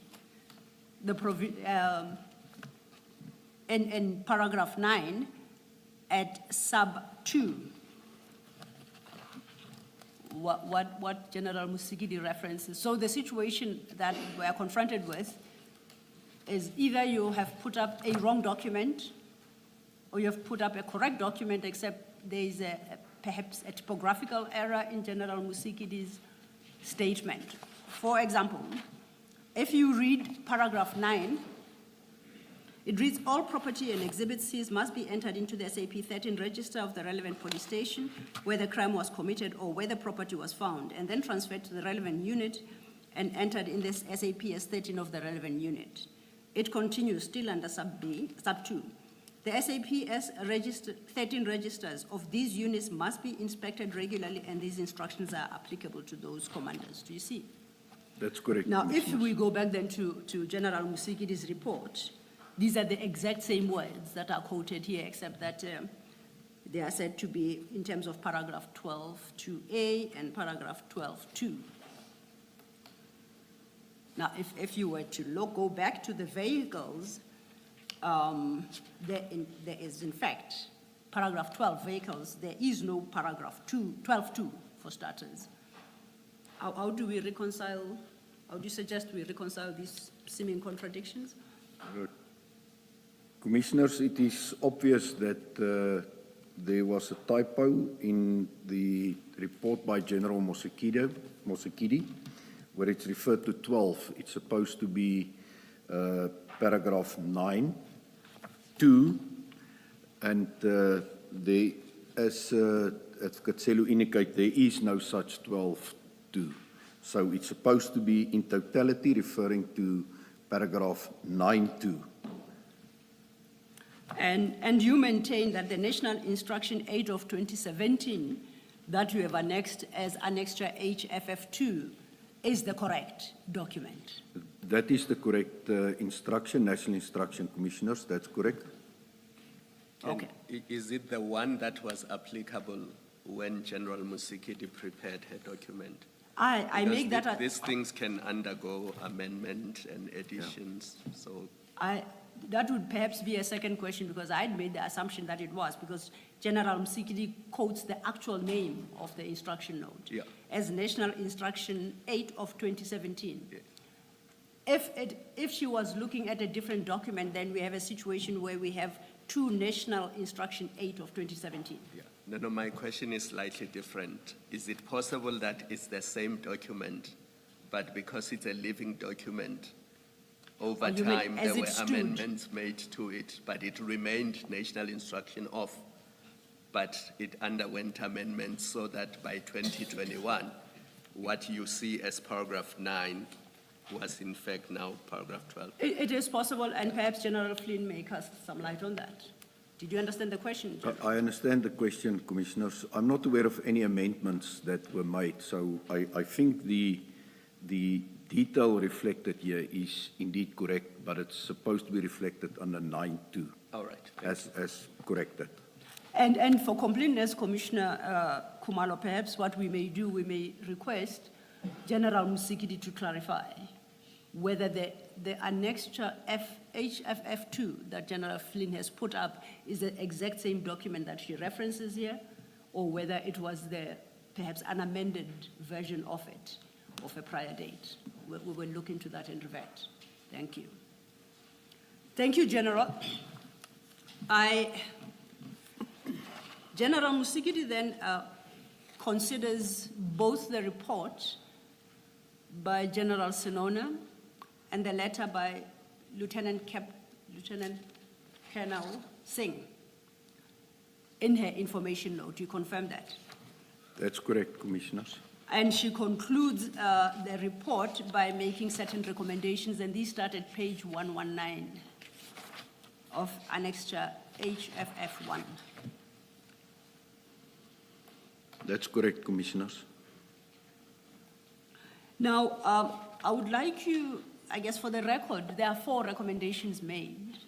If perhaps you could read them into the record, and then we will consider what is set out therein. Thank you. 6.1, that the national head appoint a senior functionary at the level of a Major General to lead an investigation in terms of SAP's disciplinary regulations 2016 to establish whether misconduct was committed in the handling and storage of the exhibits. 6.2, that the senior functionary provides the outcome of the departmental investigation in terms of Regulation 8.1 of the SAP's Disciplinary Regulation 2016. 6.3, that an audit be done at all DPCI buildings and offices to check compliance with minimum information security standards. And 6.4, that the Provincial Head KwaZulu-Natal provides a progress report on the site inspection recommendations by Crime Intelligence during January 2020. Thank you, General. Before we deal with other issues here, are you aware if any of these recommendations were given effect? My apologies. I'll restate that.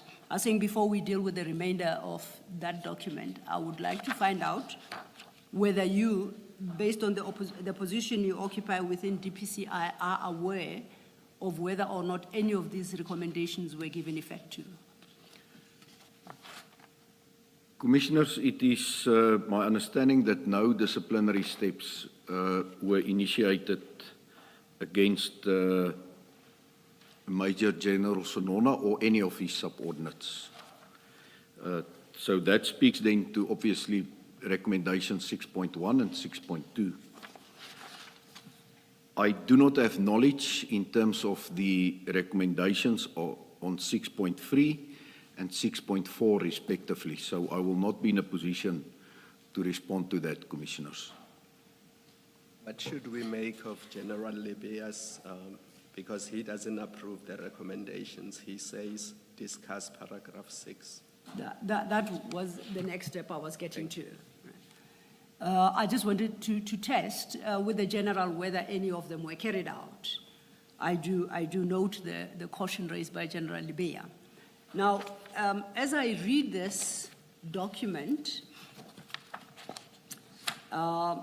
if you go to 113, it is directed to the National Head Directorate for Priority Crime Investigation.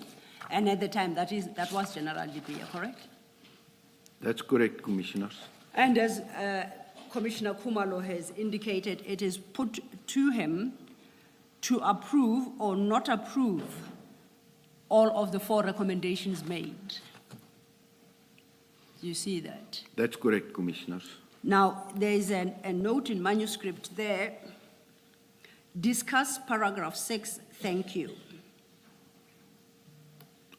Now, I accept, and it's signed by Lieutenant General National Head, Directorate for Priority Crime Investigation, SG Libya, and dated the 28th of January 2022.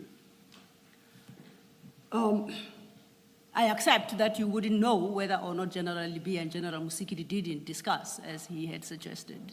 That's correct, Commissioners. I was more interested in whether or not in your environment you are aware of any of these recommendations having been carried out. And you have responded to that. So I get Commissioner Khumalo, this is a matter that General Libya is better placed to shed light on. Thank you.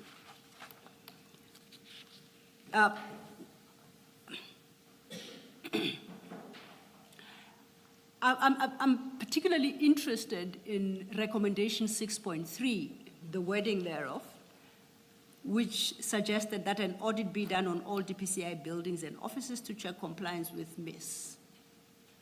Even outside the context of this document, which is where that is put up as a recommendation to General Libya, are you aware of an audit of these buildings ever having been undertaken?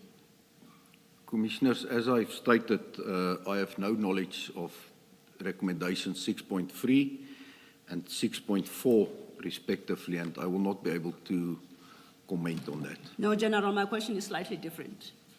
Are you aware of any audit since the break-in at Port Shepstone of DPCI buildings and offices to check for compliance with MIS? Are you aware of that exercise at all? I'm not aware of any such exercise, Commissioners. Thank you. Commissioners, I think, before I suggest wrongly, if we go back to your statement, that would then mean that we have covered, and I need you to confirm, your paragraph 66, 67, and 68.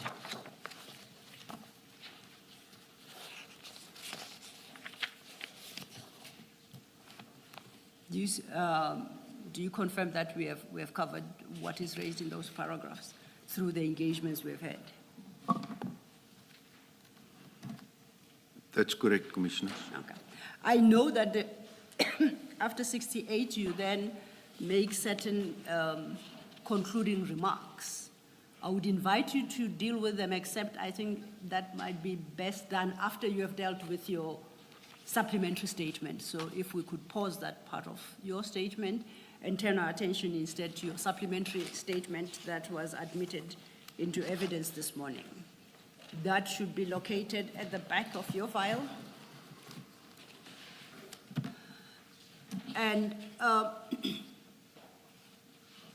You indicate in this supplementary statement at paragraph 1 that you prepared this statement to deal with the analysis that you conducted, where you compared the events that transpired relating to 541 kilograms of cocaine seized since June 2021 and stolen from police custody in November 2021. And you do that comparison with other drug busts, seizures in Durban in the period 2020 to 2022, correct? That's correct, Commissioners. And that is the narrow view, perspective of this supplementary statement, that is its sole purpose. Am I correct? That's correct, Commissioners. Then if you could take us from paragraph 2 of your supplementary statement, which is where you deal with this analysis you conducted. Thank you. Thank you, Commissioners. In January 2026, I called for the inquiry files in respect of identified drug busts in Durban during 2020 to 2022 to see whether the 22 June 2021 seizure is evidence of a worrying pattern of irregularities or whether it is an anomaly. Perhaps my audit would reveal that additional training was required because this is a pattern of non-compliance with prescripts during seizures and that there is an innocent explanation for the irregularities. However, the subsequent theft of the 541 kilograms of cocaine made me very suspicious that the seizure irregularities were not the result of inadequate training. According to the DPCI's records, the following seizures occurred in Durban during the period 20 to 22. I'm not referring to any clandestine drug laboratories, Commissioners. That is then followed by a table listing a number of cases which you say are seizures that occurred in Durban during the period 2020 to 2022. Below that table, you then address each seizure in turn. As we get to then paragraph 3 and that table, before we deal with each seizure in turn, are there any comments you'd like to make to this table? Commissioners, it's explained in detail in the following paragraph, so I can perhaps deal with the incidents and then perhaps go back to the column if that's needed. Yeah, the summary. I'm happy with the approach. So then we'll turn our attention to paragraph 4 of your statement at page 2. And that's where you deal with the first seizure, correct? That's correct, Commissioners. On the 5th of February 2020, members of the DPCI, Durban Serious Organised Crime Investigation Unit, were summoned to a crime scene at the CHC depot in Prospecton, Durban, where SARS Customs detected a consignment of suspected mandrax. The suspected mandrax was hidden in a container that was offloaded from a vessel that originated from China.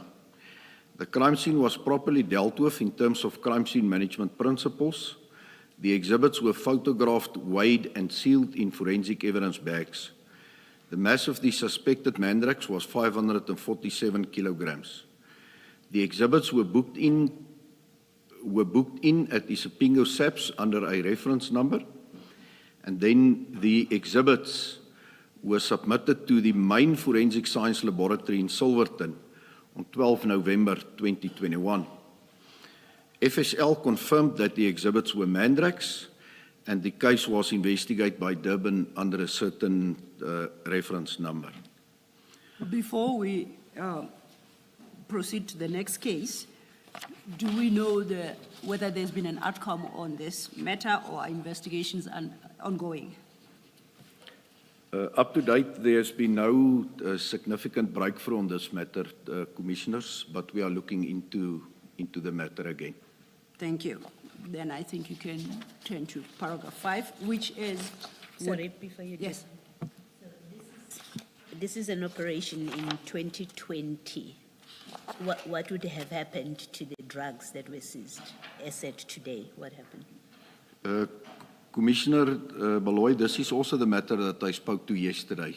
the Mandrax seizure, the 547 Yes. that went to Isipingo. So as I've indicated, upon closure of the inquiry, Forensic Science Laboratory are informed of the outcome of the investigation, and they then have the responsibility to dispose of the exhibits. So the current status of the Mandrax, I do not have any knowledge of. But ordinarily, it would be where, if you say the investigation is still ongoing. Obviously, we, after I summoned or requested these inquiries, we've looked into it, identified aspects that need further investigation. So that's why we are continuing with the investigation part. Okay. But once narcotics specifically is handed or submitted to the Forensic Science Laboratory, it's never returned to a SAP 13 facility. Okay. It is kept at Forensic Science Laboratory until the matter is finalized and then disposed of. All right, thank you. Thank you. Thank you, Commissioner. Thank you, Commissioner Baloy and General Flynn.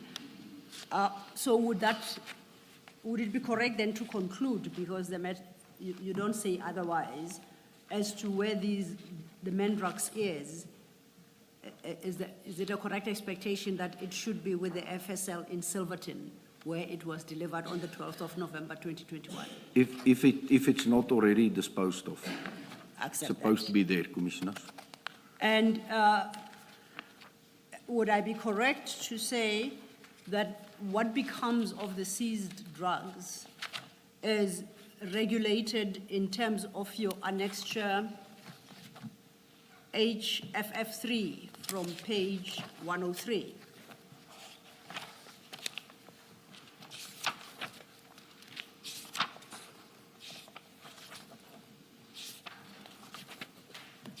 Would I be correct?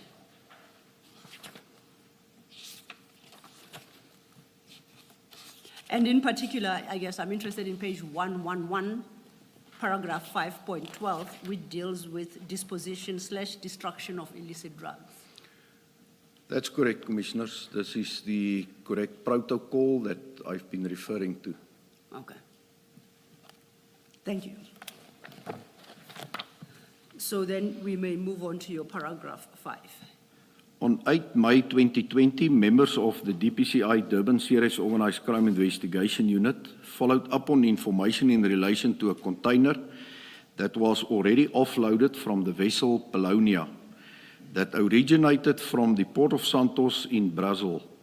Upon further investigation, 35-kilogram bricks of suspected cocaine was recovered from a container. The cocaine had the logos Nautica, BMW, MTA, Z and H on the wrappings.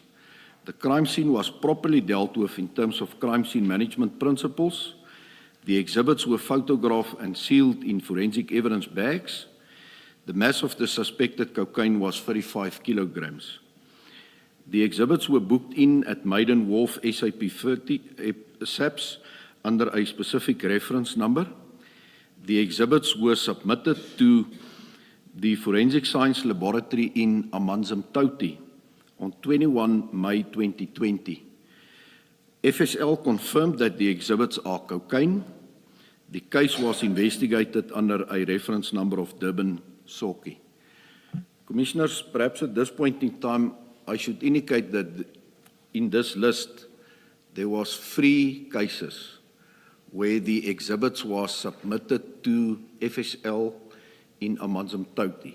And the reason for that is that you will observe that the mass of these exhibits is much lesser than the bulk seizures that was ultimately submitted to FSL in Silverton.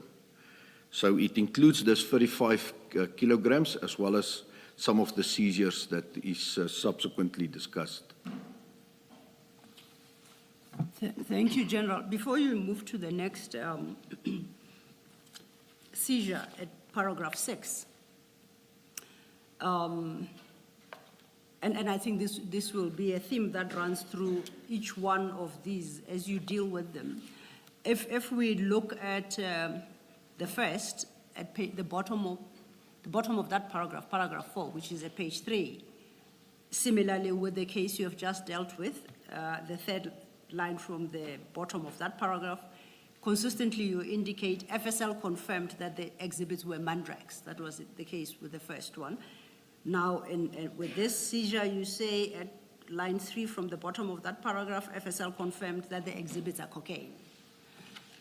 This confirmation that you consistently reference, it's safe to assume it's a written confirmation that would be filed and with the investigating officer. Where does it go?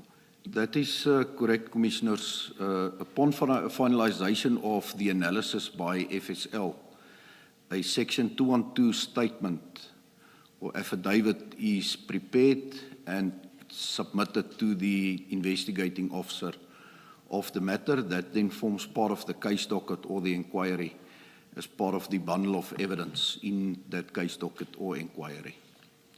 And you recall that we briefly touched on the case referred to as the inquiry in respect of the Port Shepstone drug seizure. Would it be a correct assumption? Firstly, was the Section 212 statement an analysis report filed in respect of the Port Shepstone seizure? No, Commissioners, there was never a report submitted or received from FSL. Formally, therefore, we don't know whether what was stolen was what was seized at the harbour was in fact drugs. Is there a report that confirms that it was firstly drugs and secondly that in fact it was cocaine? There is no such report, Commissioners. Okay. And if such a report would have been filed, is it fair to assume that it would be filed in the inquiry docket opened by DPCI? Yes, it would have been filed in the inquiry docket, Commissioners, because that was the instrument used to investigate the matter under an inquiry. Okay. Can I just get clarity on that? How long does it usually take from the date when the drugs are seized to when such a report is produced, identifying what the substance is? Or because in this case, I'm thinking June, July, August, September, October, until early November. It's over 4 months. Drugs are stored in a warehouse or in an office. No tests are conducted until the drugs mysteriously disappear. Commissioners, as I've testified yesterday, obviously it will depend on the storage capabilities at the Forensic Science Laboratory. If there's space and it's not bulk exhibits, for instance, they will accept it. But it has happened, and from my reading of the respective inquiries and case dockets, it's clear that there's multiple references to the fact that upon a request being made to FSL, they were informed that they do not have storage facilities available, obviously based on a heavy workload. So there's multiple cases before this matters that needs to be dealt with before these exhibits can be submitted. So obviously it prolongs the submission of the exhibits to the Forensic Science Laboratory. But surely there has to be proof that there was a request and that request was declined because of the workload, or that you must wait in line. It will take about 6 months for us to get to your consignment and test it. Is there any paperwork that reflects that all of that was done? In some instances, yes, Commissioners. In this specific case? But no, predominantly it is inquiries that was made telephonically and then entries made in the SAP-5, in the investigation diary. Thank you, Commissioner. Commissioners, what I can perhaps also add to my statement here, in this matter specifically, due to the proper manner in which the investigation was conducted, the evidence collected in this case was lawfully transmitted to the United Kingdom upon their request, obviously by means of a mutual legal assistance application. And the UK authorities managed to prosecute an individual in the United Kingdom and obtained a conviction on the matter relating to the facts of this narcotics. So it's just proof of the transnational nature of these offences. General, let me apologize to you and Advocate Sillo. My questions related to the Port Shepstone drugs, but in your further response, it seems like you were talking about what is in paragraph 5 of your supplementary statement. So my questions were aimed at the Port Shepstone drugs that went missing. So sorry if I was not very clear. Perhaps, General, at least for the sake of tomorrow's readers, so that there is no confusion of the transcript, the question Commissioner Khumalo had posed was presumably any request to the FSL would be in writing. That was the first. And I think you confirmed that it is expected to be in writing and recorded somewhere, and where the FSL is not in a position to store the drugs from a recent seizure because of lack of space, they would equally indicate in writing. So there is a record of the request and how the request was dealt with. Would that be correct or not necessarily? Commissioners, I'm not 100% sure in terms of the Port Shepstone matter. I was speaking in general about my observations throughout the inquiries that I've analyzed. And there it's my observation that predominantly it's being done telephonically. So I'm not 100% sure in terms of the Port Shepstone matter. But I believe we can clear that up. Thank you for that. Okay, thank you. Which then, your answer raises a question for me. To the question Commissioner Khumalo posed, it would not be reasonable of us to expect the request and the response to the request to follow a stated format, be in writing, addressed to a specific unit head within the FSL and responded to in writing. That is not your experience and practice, so we should not expect that to be the case in all, if not most of the cases. And I'm relying on your experience here. That's correct, Commissioners. But as I said yesterday, when it's inquiry investigations, and it's not, for instance, a court matter, there is not that pressure on the investigation team to get the investigation finalized like in a case docket that is currently before court. And I've indicated that there is a mechanism in place where we can request the Forensic Science Laboratory to prioritize an investigation. But I think it's neither here nor there. It's important that whenever there is such bulk seizures being made, that it in any event, whether it's a case docket or an inquiry, needs to be a priority. And requests need to be submitted then to the Forensic Science Laboratory for urgent submission. Thanks, General. I think perhaps I was somewhat inarticulate in my question. We are trying to determine what is the general process in engaging with FSL. Is there a prescribed process or manner in which a request to the FSL must be made?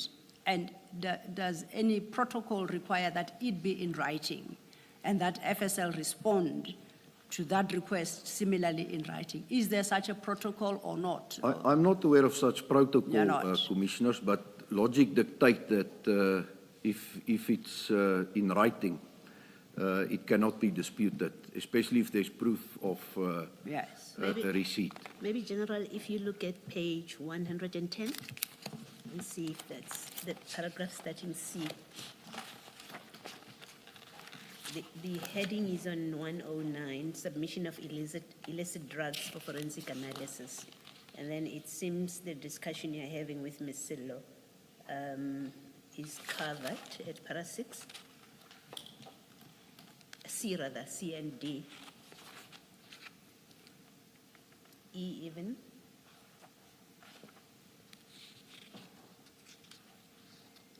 And it seems that's all that regulates what should happen.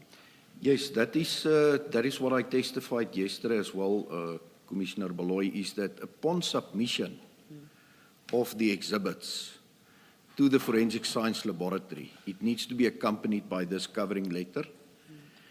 That is acknowledged then, so you get an acknowledgement of receipt on the date that it was submitted.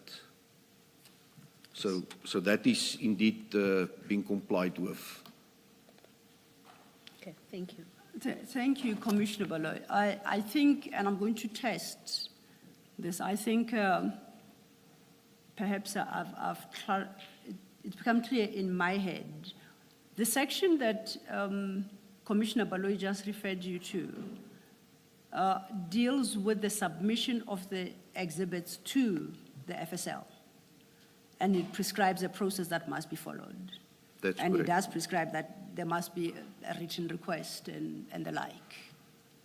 The question, I think, General, why could I say General? Commissioner Kumalo. Umpteenth time, I do apologize, Commissioner. The question that Commissioner Kumalo and I think were interested, the answer there to in, was relating to the request to FSL for storage, where FSL responds that it doesn't have storage capacity. So it's not the actual submission of the exhibits to. Yes. So then I'll take a step back. You remember in the morning when we started, I pointed out to your section of your statement, and I think General Musikidi also points out that when a request was made to FSL, it was rejected because FSL indicated that it was not a clean lab scenario. You recall that conversation? That's correct, Commissioner. And your view was that that rejection on that basis was correct because they ought not to have called FSL. It is LCRC they ought to have called. Articulate your answer, please, for the record. You are correct. Okay. So then we shouldn't confuse ourselves by seeking to find a formal written request to FSL for purposes of storage in circumstances where the exhibits were not being handed over to FSL. Would I be correct in that? That's correct, Commissioner. Okay. I think I'm clarified.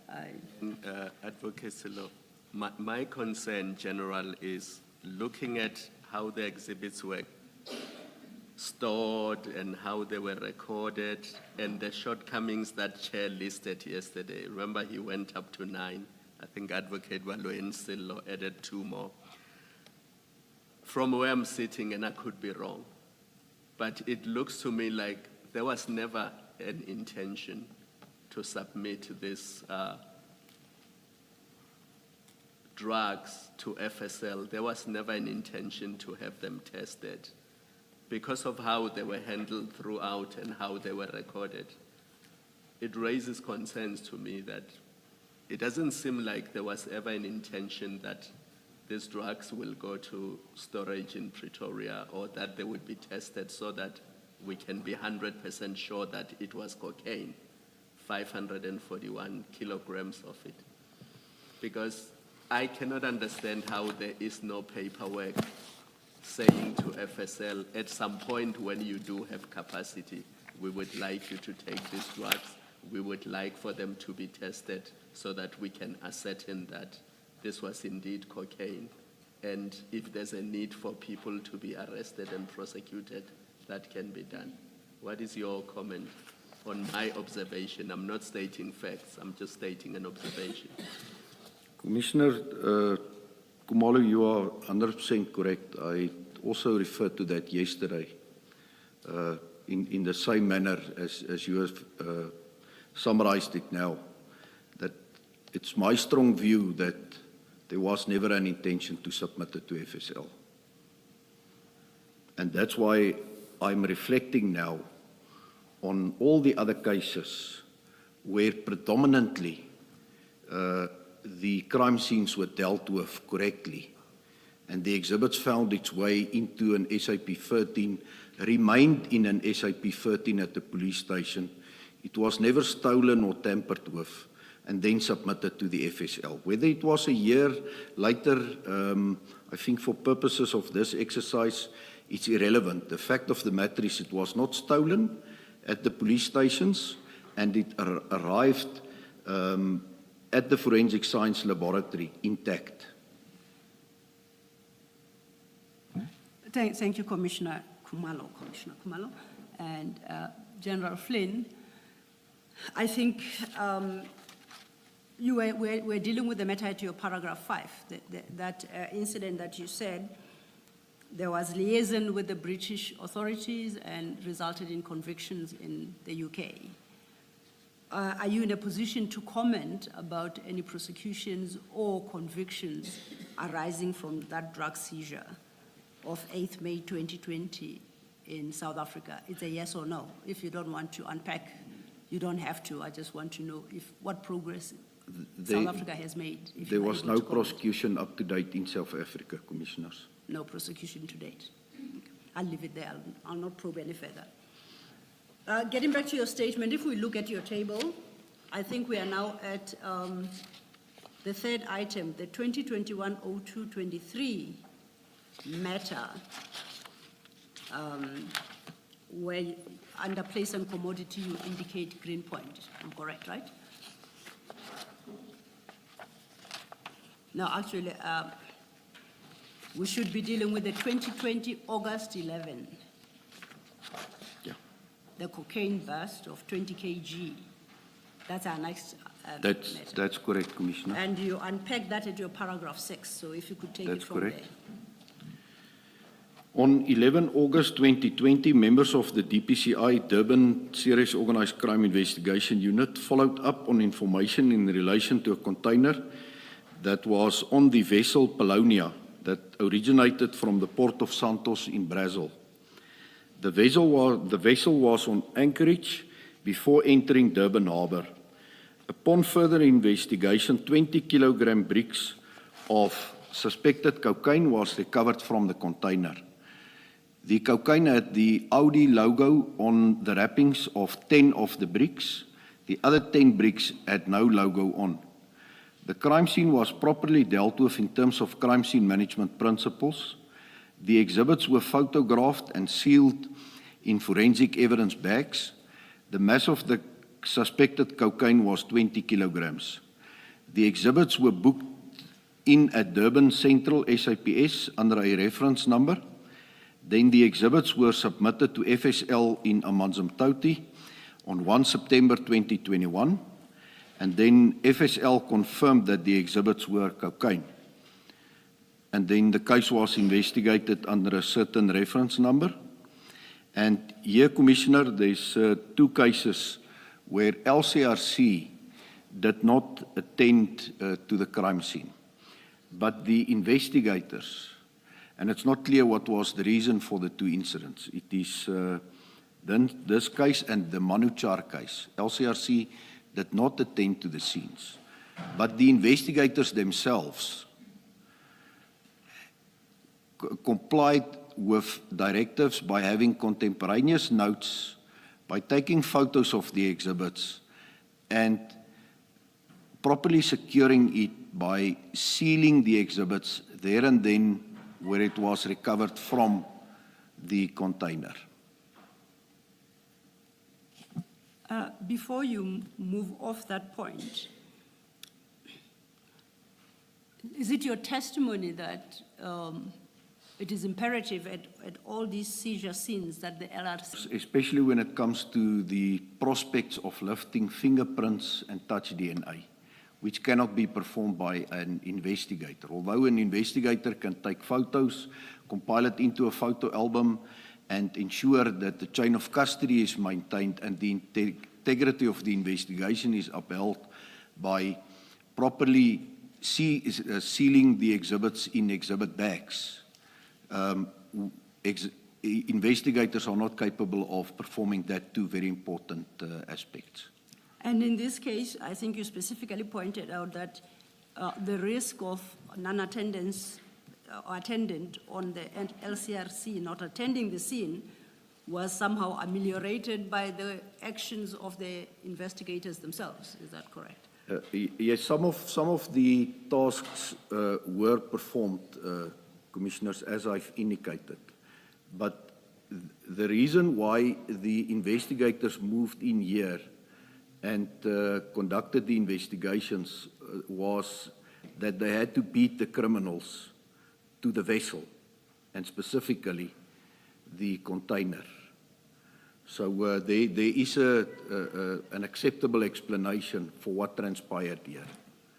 It's not clear in the Manuchar matter why Colonel Sabia did not summons LCRC to that matter.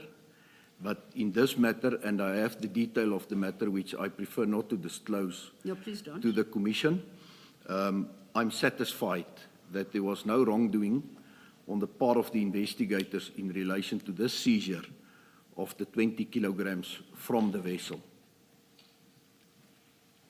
I don't know if the commissioners have caught on the DPCI language. There is this case you keep, is it Manucha? Is that our Port Shepstone matter, the Durban seizure of 22 June 2022? No. Okay. The Manuchar seizure is a complete separate and non-related matter, Okay, Commissioners. I'm clarified. Then my question is, in the Port Shepstone matter, the one that we've been dealing with, the LCRC did not attend the scene. Do you have an understanding of why that happened? Why the LCRC did not attend the scene at the harbor during the seizure of the Port Shepstone? It's because they were not summoned, Commissioners. They were simply not summoned. That's correct. Colonel Jacob indicated that he called Forensic Science Laboratory. But there was no indication that he ever requested the presence of the LCRC. And that was the important section to be present at that incident. And when you deal with this case, you do point out that LCRC as well did not attend, and you gave explanation for why that was the case. But you went further than to say the failure to call LCRC in this particular instance was addressed by the steps that the investigators on the scene took. Did I understand you correctly? That's correct, Commissioners. Now, if I contrast that with the Port Shepstone matter, where similar steps taken from the records that you have been able to go through, were similar steps taken by the investigators to cover for the absence of the LCRC on site? By no means, Commissioners. There was just a few photos taken of the exhibits there at the police station at Isipingo, few photos of the exhibits in the container, and shoddy work, to say the least. It was as if the investigators were in a hurry. And lastly, I think you made the comment that you understood why the LCRC was not called to the scene on the day in respect of this seizure we're talking about. And if I heard you correctly, you said they were trying to beat the criminals to the container. Did I understand you correctly? That's correct, Commissioner. So there was a level of urgency in that case. Indeed. Did the same level of urgency attach to the what I'll call the Port Shepstone seizure? No, Commissioners. Thank you.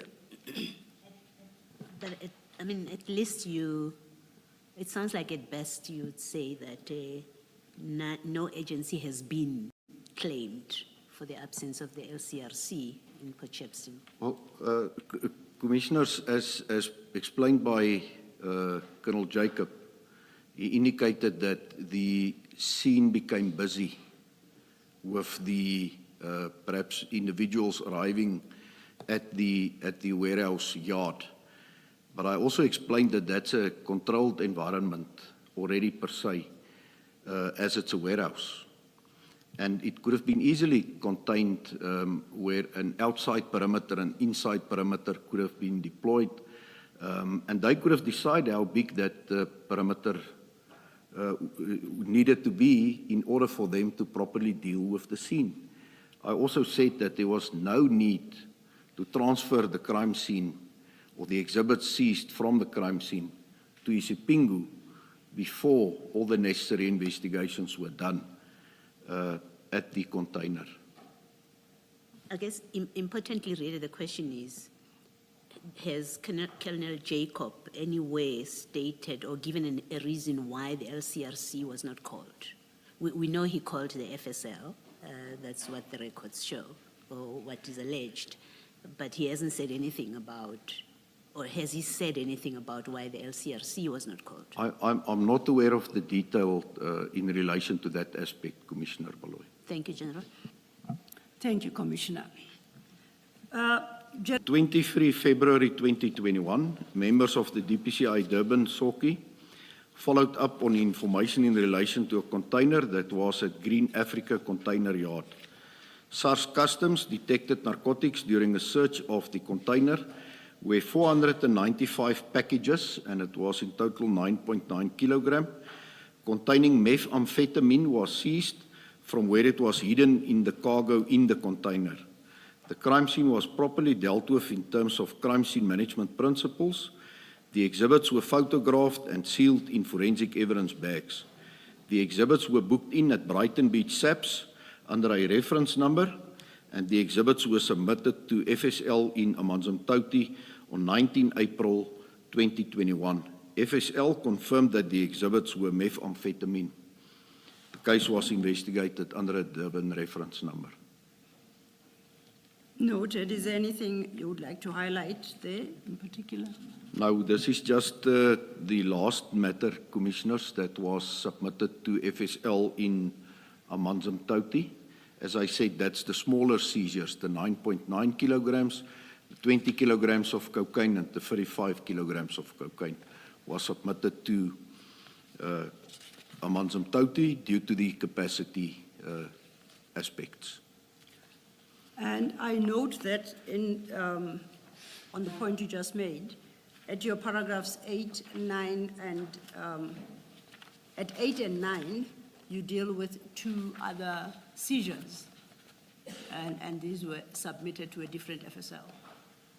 Am I correct? Just a quick one. If I'm not mistaken, General, you said that the referral to the FSL should be immediate. Am I correct, or Yeah, have I forgotten? You are correct, the Chairperson. According to the protocol, the exhibits must be submitted within 7 days. Within 7 days. Obviously- I'm looking, oh, yes. No, sorry, Commissioner. Oh, I'm saying I'm looking here at 23 February and a referral on the 19th of April, almost 2 months later. Yeah, indeed, it's non-compliance with the protocol, Commissioner, but I'm not in a position to comment on the reasons for that. Yes, all right. But I think what's important, and that's the point that we want to drive home, is that There was a referral. there was indeed a referral, although it has fallen outside the 7-day period, but the exhibits arrived at FSL intact, accepted, analyzed, and we received a report. Except that perhaps the longer the period before the referral, the more the possibility of something going wrong with the exhibits, either them missing, being tampered with, or whatever else. You are correct, Commissioner. The risk obviously remains that there might be tampering with the exhibits. It's indeed true. Thank you, General. Thank you, Chair. Then, General, we turn our attention to your paragraph 8 at page 4. On 30 July 2021, members of the DPCI Durban followed up on information relating to the possible smuggling of narcotics concealed in a shipping containers destined for a major truck assembly plant in Gauteng, Scania. When the container doors were opened, the officers noticed black bags inside the container. As the officers suspected it to be bags of cocaine, they halted the process until LCRC arrived. And this is the matter I spoke to yesterday as well, Commissioners. There was proper crime scene management as the scene was investigated for fingerprints, DNA, and photographed. A duplicate seal was recovered from the container. 29 bags, each wrapped in black tape, with carry handles exposed, were recovered. 999 bricks of cocaine were recovered from the bags. The mass of the cocaine was approximately 1,000 kilograms. The narcotics were transported to Maiden Wharf SAPS, where they were booked into the SAP-13. It's alleged that the suspected cocaine could not be submitted to FSL as they did not have enough space in their vaults. The exhibits were accepted by FSL in Pretoria on 12 November 2021, after the burglary and theft of the 541 kilograms of cocaine at Port Shepstone. So is your paragraph suggesting that some good came out of the theft of the cocaine at Port Shepstone? Because then this seizure could be accommodated at FSL in Silverton. Well, very shortly after the burglary was detected, Commissioner, I believe that my counterparts at Forensic Science made the means to accommodate this major seizure, and then it was submitted. And this was 1,000 kilograms, about twice the size of the Port Shepstone seizure. That's correct, Commissioners. That's it. Thank you. You may proceed. On the 16th of February 2022, members of the DPCI Durban SOCI, in conjunction with Crime Intelligence, followed up on information in relation to a container that was at Manuchar warehouse, where 550 bricks or 550 kilograms of suspected cocaine were seized from where they were hidden in the cargo in the container. The container originated from the port of Santos in Brazil.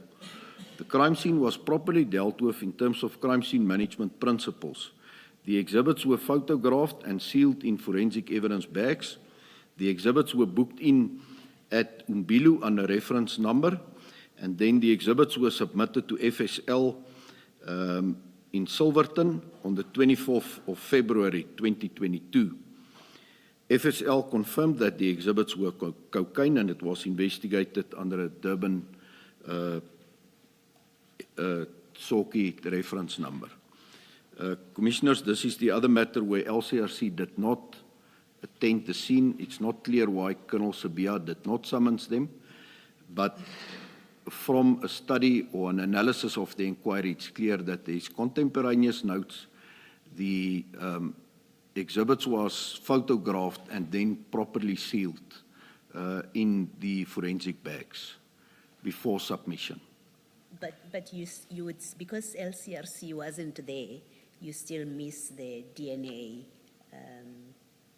evidence that you might have been able to pick up, DNA and fingerprint. Indeed, Commissioner Baloy, that's correct. Yes. It's a shortcoming.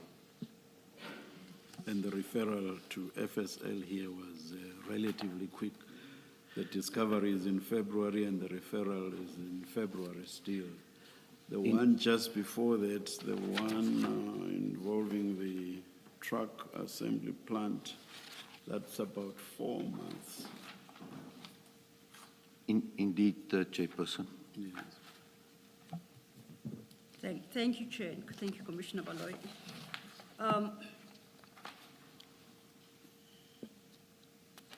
And did you, unless I missed it, did you indicate whether you are aware why LCRC was not called for this particular heist? It was not established as yet. I have not consulted Colonel Sibia on that matter, Commissioners. Thank you. And so Colonel Sibia, would that be the investigating officer, or why the particular colonel? He was the senior member at the crime scene and then also the investigator of that matter, Commissioners. Thank you, noted. You then deal with the last matter at your paragraph 10 overleaf at page 6. On 28 November 2022, where members of the DPCI SOCI attended to a crime scene at R&D Port Operations, where 60 bricks, 60 kilograms of suspected cocaine was seized from where it was hidden in the cargo in the container. The container originated from the port of Santos in Brazil. The crime scene was properly dealt with in terms of crime scene management principles. The exhibits were photographed and sealed in forensic evidence bags, and then the exhibits were booked in at Brighton Beach SAPS under reference number Brighton Beach SAP 13. And the exhibits were submitted to FSL in Silverton, and they confirmed that the exhibits were cocaine. The matter was investigated under a Durban reference number. And would we be reading your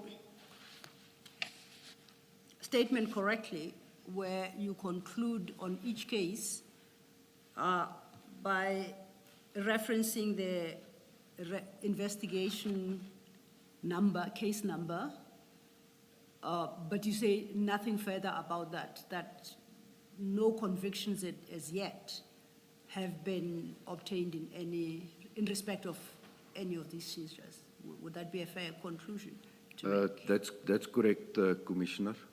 I will not inquire into the reasons thereof. I just wanted to establish the status of prosecutions and convictions, if any. No, there was no convictions or prosecutions in any of these matters, Commissioners. But you consider them live and ongoing matters? Well, that's part of the inquiries that I summoned and retrieved from KZN, and there's ongoing investigations, Commissioners. Thank you. I'm happy with that. General, is there a standard, for a prescribed standard for where to store seized narcotics in the same way that you have a standard about how to store firearms? You know, it has to be in a particular safe, as I understand, a safe of a particular type. Is there such a standard which would inform, let's say, generals, to use Potchefstroom, that would have informed General Sinona that this is not an appropriate place to store and rather go to, I think you say, let's say Brighton Beach, because it meets the required standard for storing of narcotics. Is there anything like that? Commissioners, I'm not aware of such a standard, but that's why it's important that, and if a specialized unit need to establish its own SAP 13, I believe that's part of the considerations that the national head would have taken into consideration before approving or disapproving such an application for an SAP 13 at the unit. Inter alia, is it just a strong room, or is it a properly built up walk-in safe with proper doors, for instance, locking systems, alarm systems, not just in the safe but outside, perimeter fencing, beams, etc., all these considerations. So I think that's the important part here, is to, during that consideration phase, whether there is additional safeguarding in place or not. Thank you, Commissioner, and thank you, General. On that point, perhaps for completeness, it might be worth our while to refer to your annexure HFF2. We've dealt with this before, and that is the National Instruction 8 of 2017. Commissioner Baloyi had requested whether had asked whether there are protocols around dealing with seizures of this nature. I would like to refer you in particular to page 86 under sub 8. And I think that is the main paragraph starts, if I can find my place. I think it's 12. It's 11, it starts at 79. Paragraph 11, at page 79 under the heading property, then it deals with various kinds of properties, and specifically at page 86, sub 8, it deals with drugs. And it speaks to a protocol that must be adopted in the storage of the specific drugs as are listed there. And overleaf at Roman 7, which then would be paragraph 11, sub 8, sub B, sub Roman 7, would then deal with the issue of the sealing in forensic evidence bags and have to be marked with the SAP 13 number. You are familiar with the protocol set out here. Yes, I'm fully au fait with specifically 8B, Commissioners. I think 8A is perhaps the most minimum requirements. I cannot think that it's exhaustive, and that's why I said I'm not aware of a specific protocol in terms of the requirements for an SAP 13 facility. But it just makes sense that there need to be additional safeguards to ensure that criminals cannot get to the actual exhibits that's placed in a walk-in safe. Thank you. I just wanted you perhaps to comment on that as well, to add to the response you gave to Commissioner Baloyi. We then,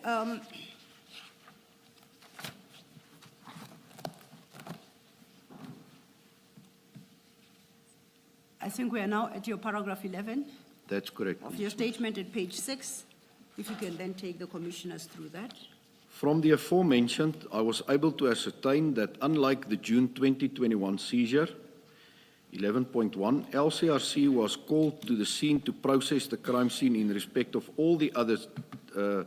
No record that the sealed evidence bags were opened at any time before all the exhibits were submitted to FSL.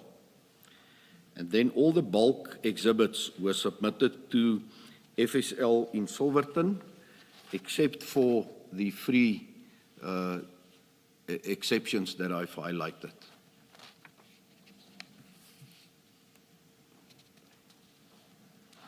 Just 2 seconds, General.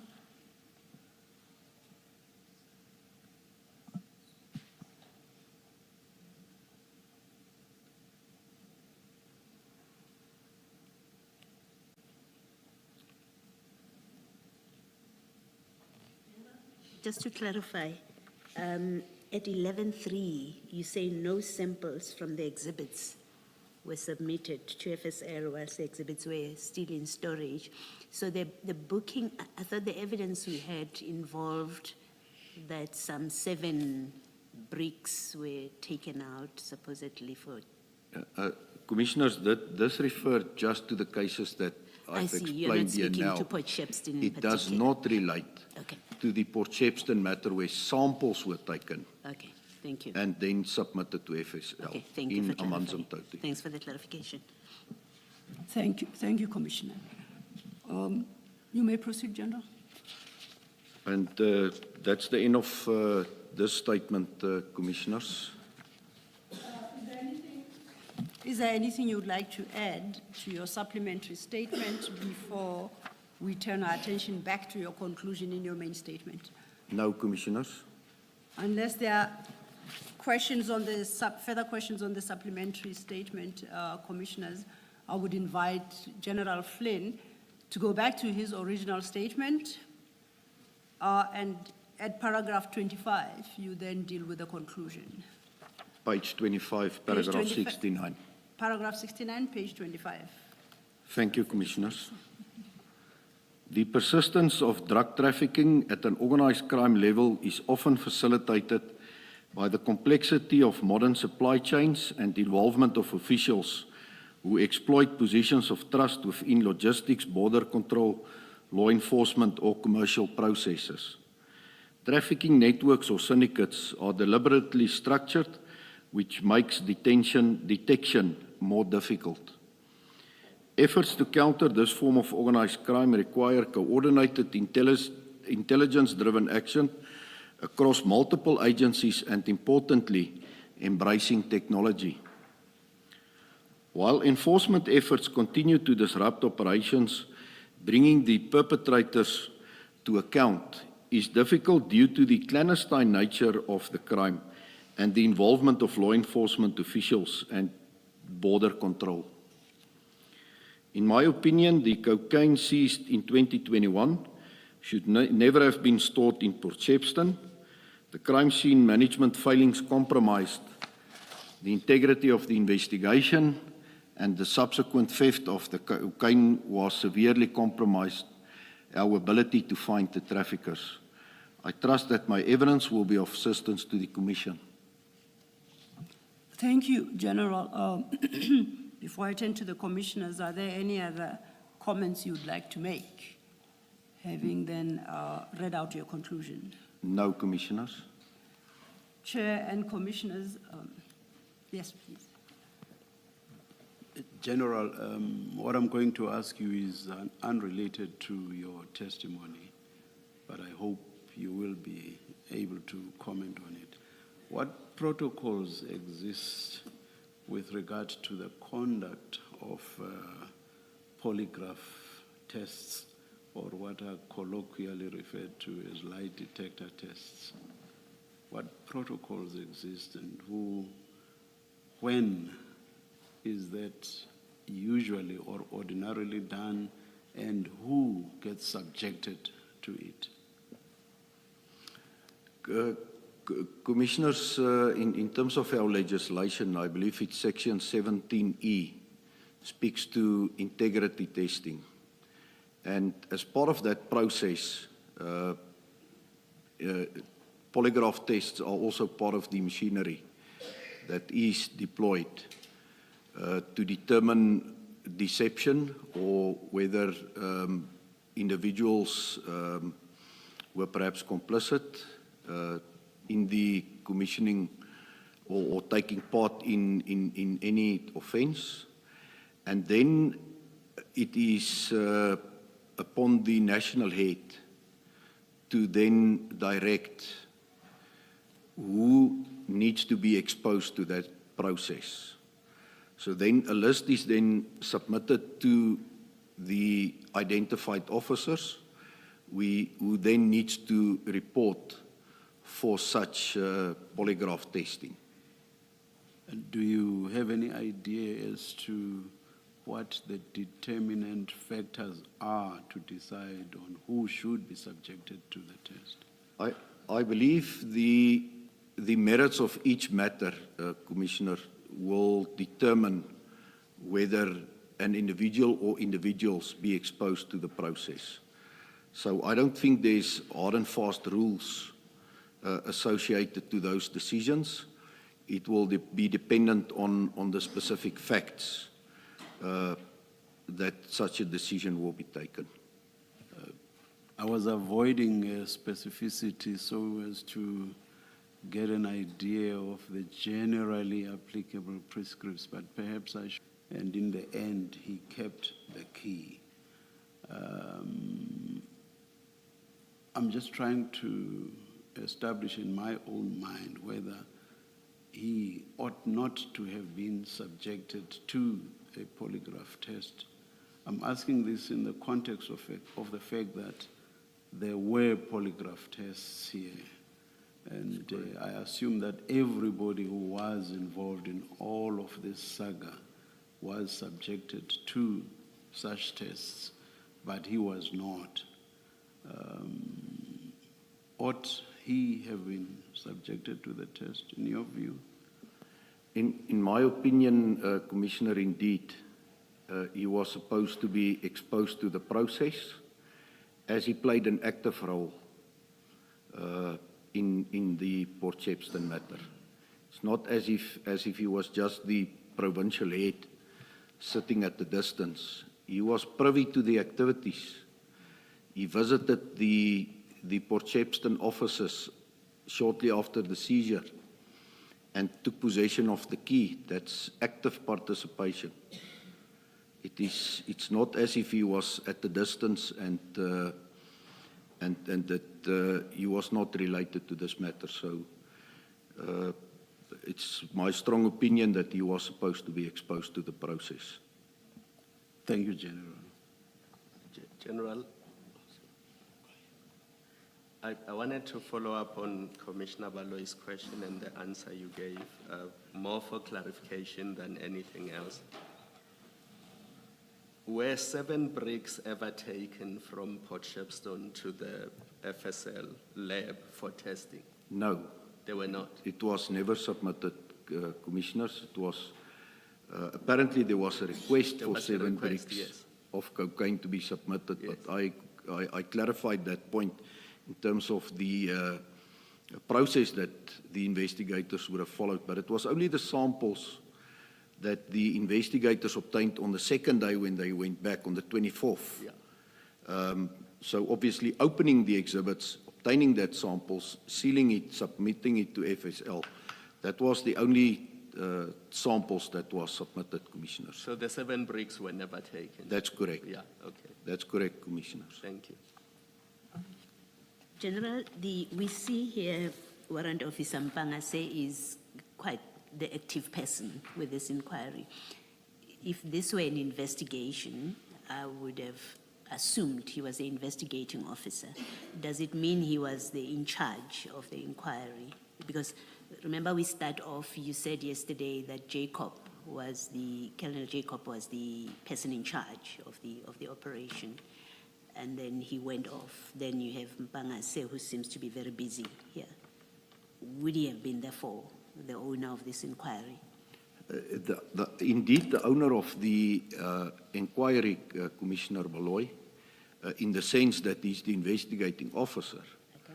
But in terms of command and control, the responsibilities of the team leader, which will obviously be a captain or at the level of lieutenant colonel, the unit commander, the provincial commander, as well as the provincial head, under these circumstances where it's a major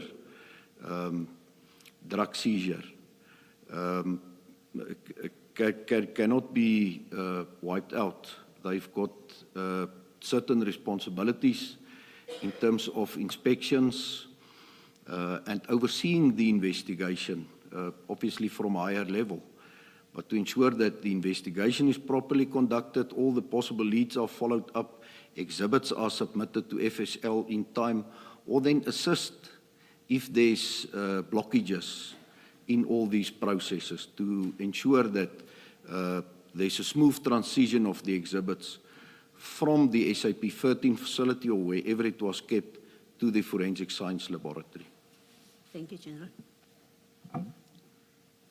Thank you, Commissioners. Thank you, Chair. Unless there are no further questions, if there are no further questions for General Flynn, that is the testimony of General Flynn. Thank you, Chair. Thank you very much, General. You are excused, but perhaps you should wait for the formal adjournment. Yes, indeed, Chair. Insofar as the next step is concerned, General Flynn will then be excused, which means we finish at lunch. The next witness, unfortunately, is one who has to travel into Gauteng, and today is his travel time to Gauteng, and can only be presented tomorrow at 9:30 in the morning. Is that because he could not travel earlier? The arrangements that had been made already had been for him to travel today, to be present at 9:30 tomorrow morning. In light of the fact that there is no threat that he may overrun, we thought it was appropriate to retain the arrangements as were made to cater both for his overnight stay in Johannesburg and travels, and to be presented in the normal hours tomorrow. So we request that perhaps with your leave, we stand down at this juncture to 9:30 when we start with a new witness. Thank you, Ms. Sello. Let us adjourn until 9:30 tomorrow morning. Thank you, Chair.